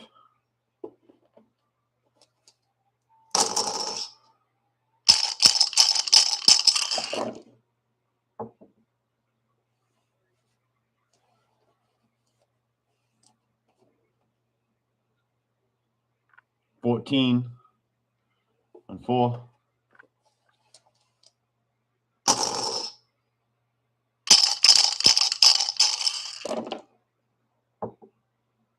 Jesus. 14 on 3.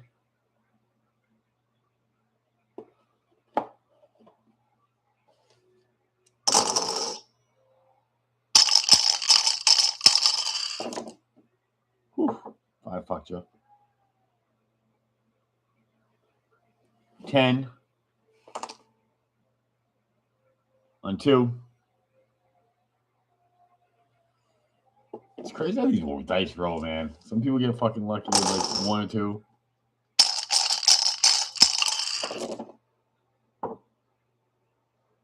Fuck.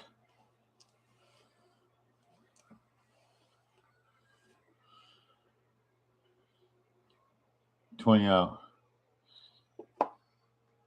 I'll still do it on the house. Let's go, brother. I'll hold it down for 5 seconds. Hello? This is it. On the house.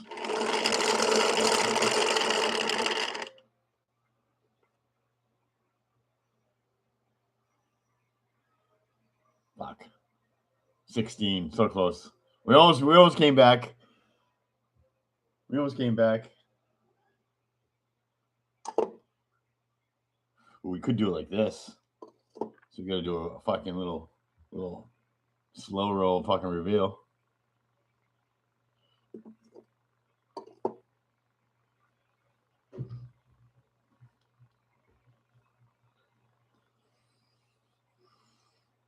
You know where you're at. We got Stephen Thompson, Umar, Volk on the fireworks, Nazim Sadikov, number to 175. Balil, remember my name, to 199. And Tajir to 125.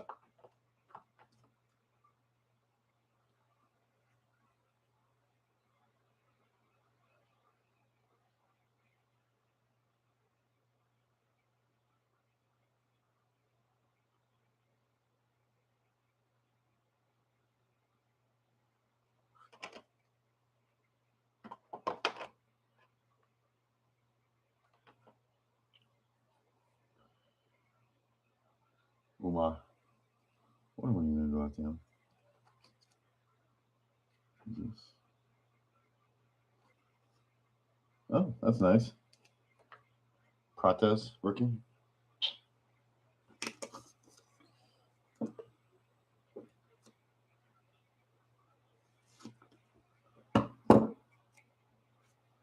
I think he's going to be after Islam. You know what I mean? They're making him to be the next guy.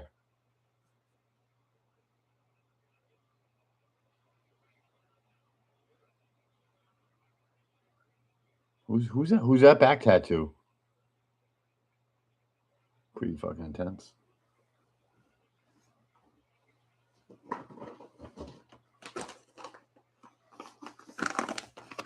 Cash.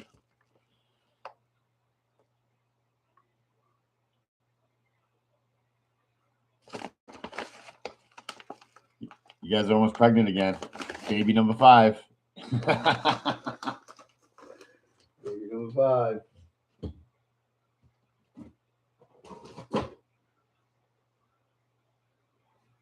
I agree.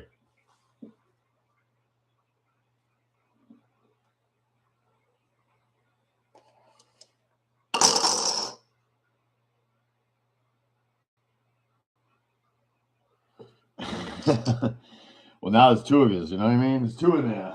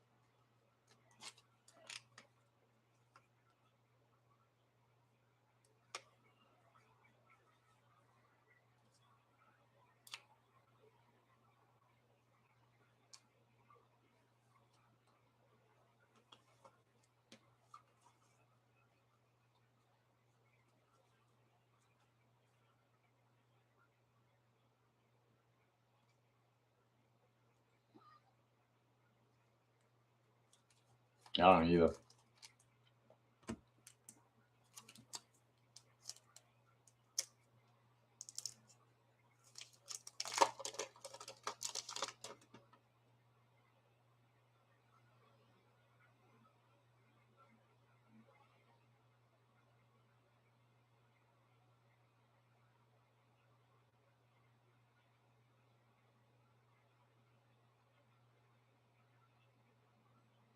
Are the white sparkles not numbered? I thought they were numbered to 25.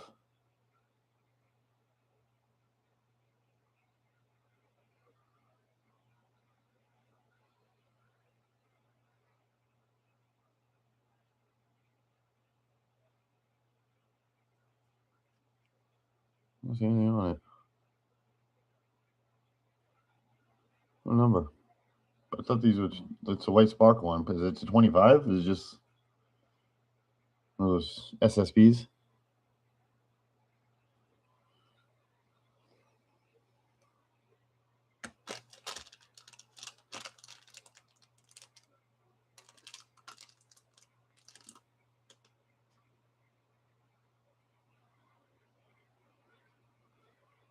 SP.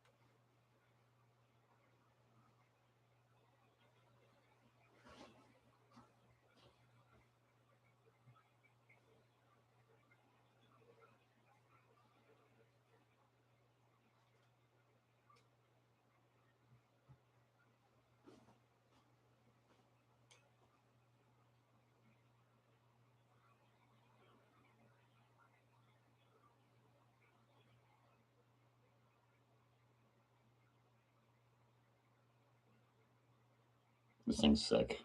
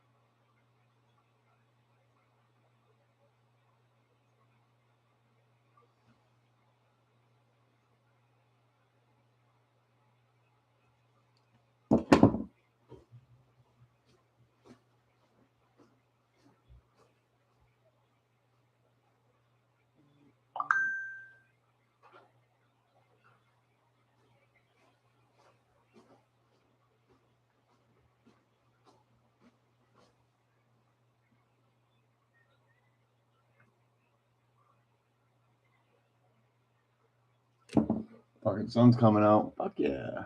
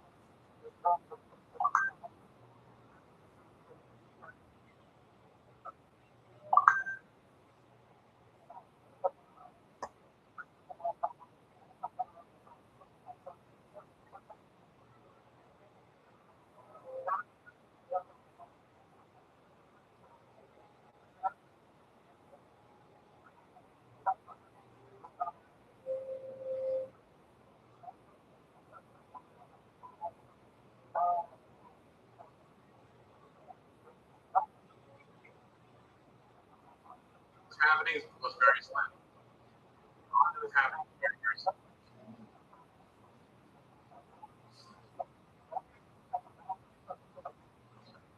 We didn't see Peloton last Thursday either. We all on people. That's all I was like, oh man, here we go. One off. Was that really one off? Can't forget you want to one right now, but all I can say is that there was and I think there was two unconfirmed. There was two unconfirmed, one-on-one for Leah and 7 for Peloton on the board. Anyone else right now? Too deep into it. If you want to look up, go to one of them. Throw up, dude. Mark off is gone. Oh shit. My spread is gone. That's it. It's just I'm showing. Can't make it. Literally can't make it.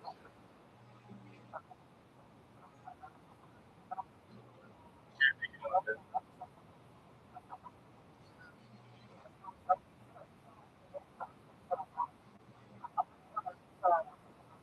Makes some chest. 20 points. Welcome in. Mackenzie Durham. It could get crazier. You guys last roll.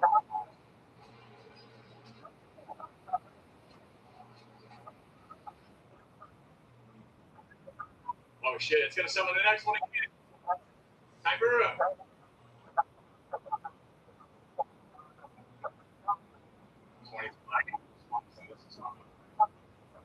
Excited.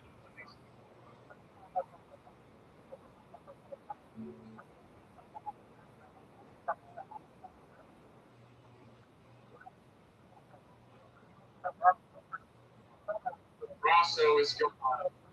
Next one's 8 o'clock.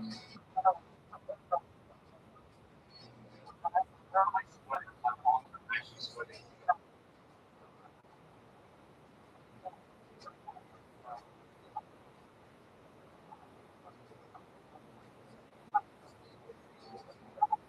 Roman deletes the rookie. Oh my god, dude. They're still there. Believe me, they're still there. Yeah, this is crazy.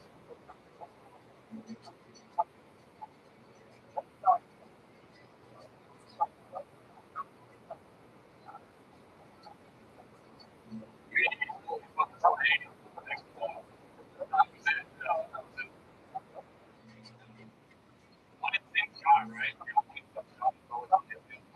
You still got one. Yeah. Considering the stats yet. Chris Gutierrez. Next team.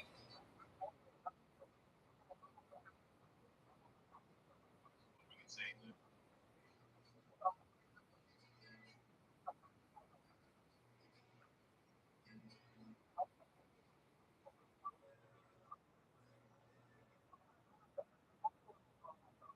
Doesn't happen. John on 18 left. Yeah.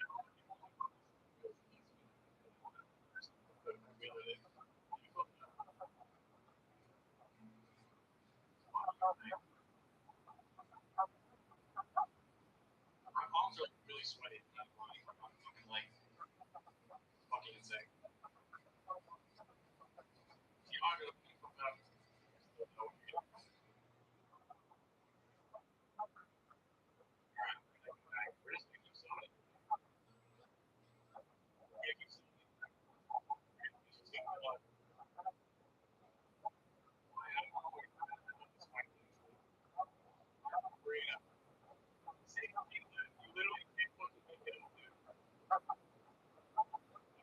I almost went into the white. No, I almost doing one of those. Like I'm doing this, but like I'm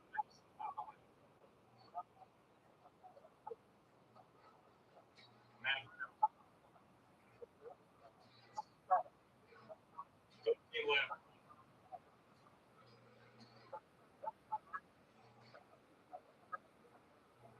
I was having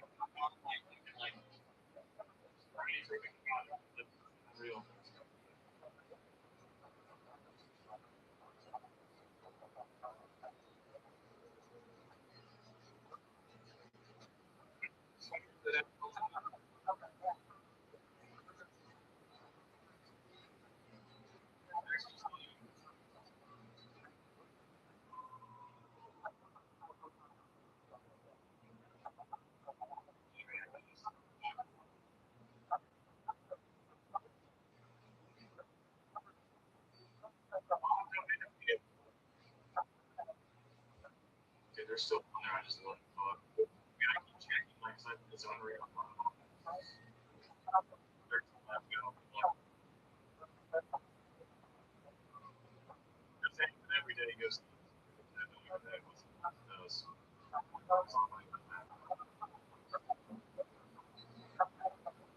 I ran this last Thursday, and Pokemon's already gone. I mean, 12. Oh, it's on left. It's like 338. Honestly.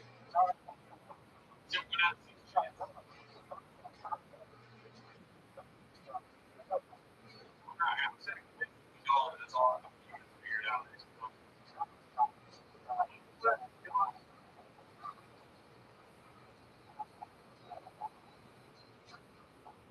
Yeah, it's like sitting on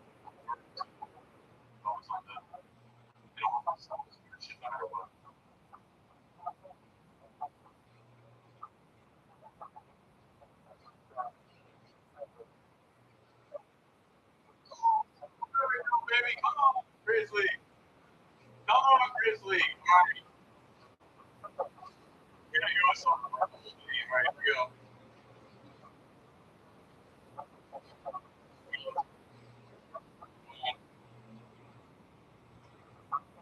Look.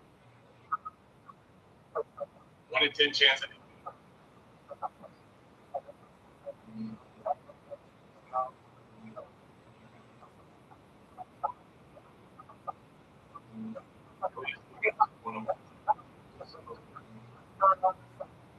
Like Aqua.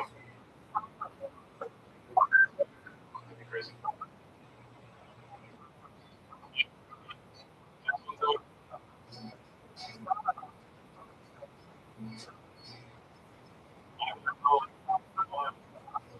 One in 9.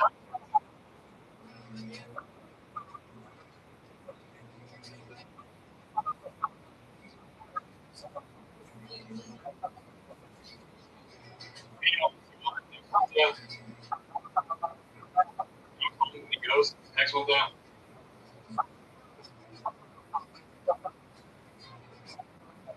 You never know.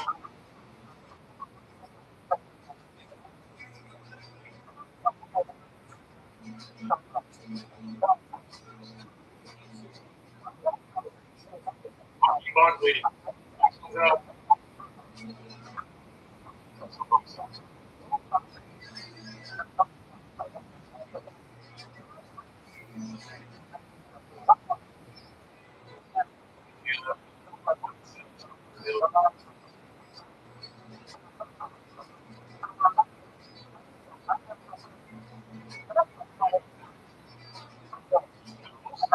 Surprised we didn't really see him much. Gone! Now let's go.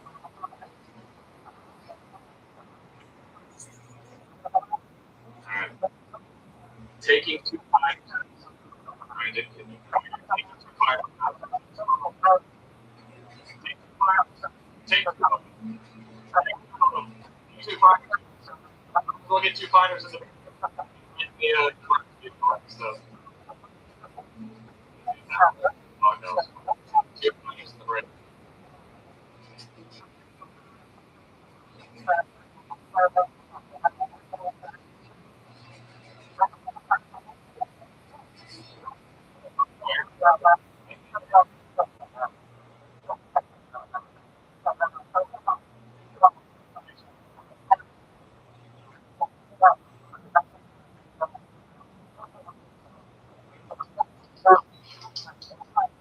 Running down below. So 15. That's how so far. Thursday, Friday, 20 weekends. Officially in full effect. 10K.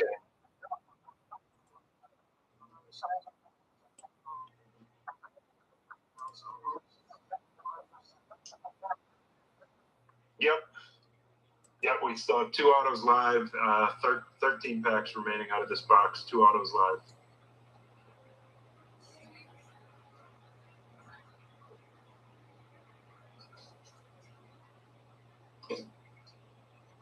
Got Amir Albazi, Czech Congo, Randy Brown, rookie, auto, Junior Dos Santos, Octagon, Volkan Ozdemir, Johnny Walker, Jamal Hill, Josh Koscheck, Jan Blachowicz, Aljamain Sterling, Ryan Spann, Jamal Hill, Renat Fakhretdinov, Chris Lieben, to 49, John Fitch.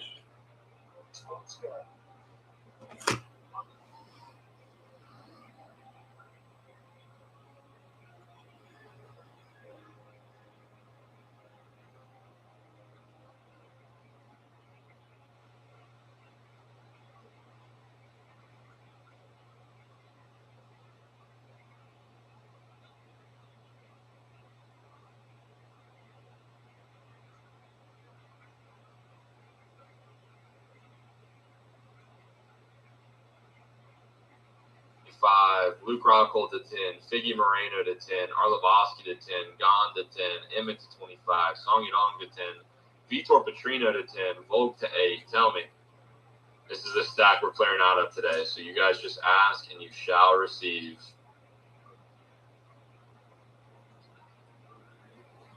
So Twin City, how we doing, brother?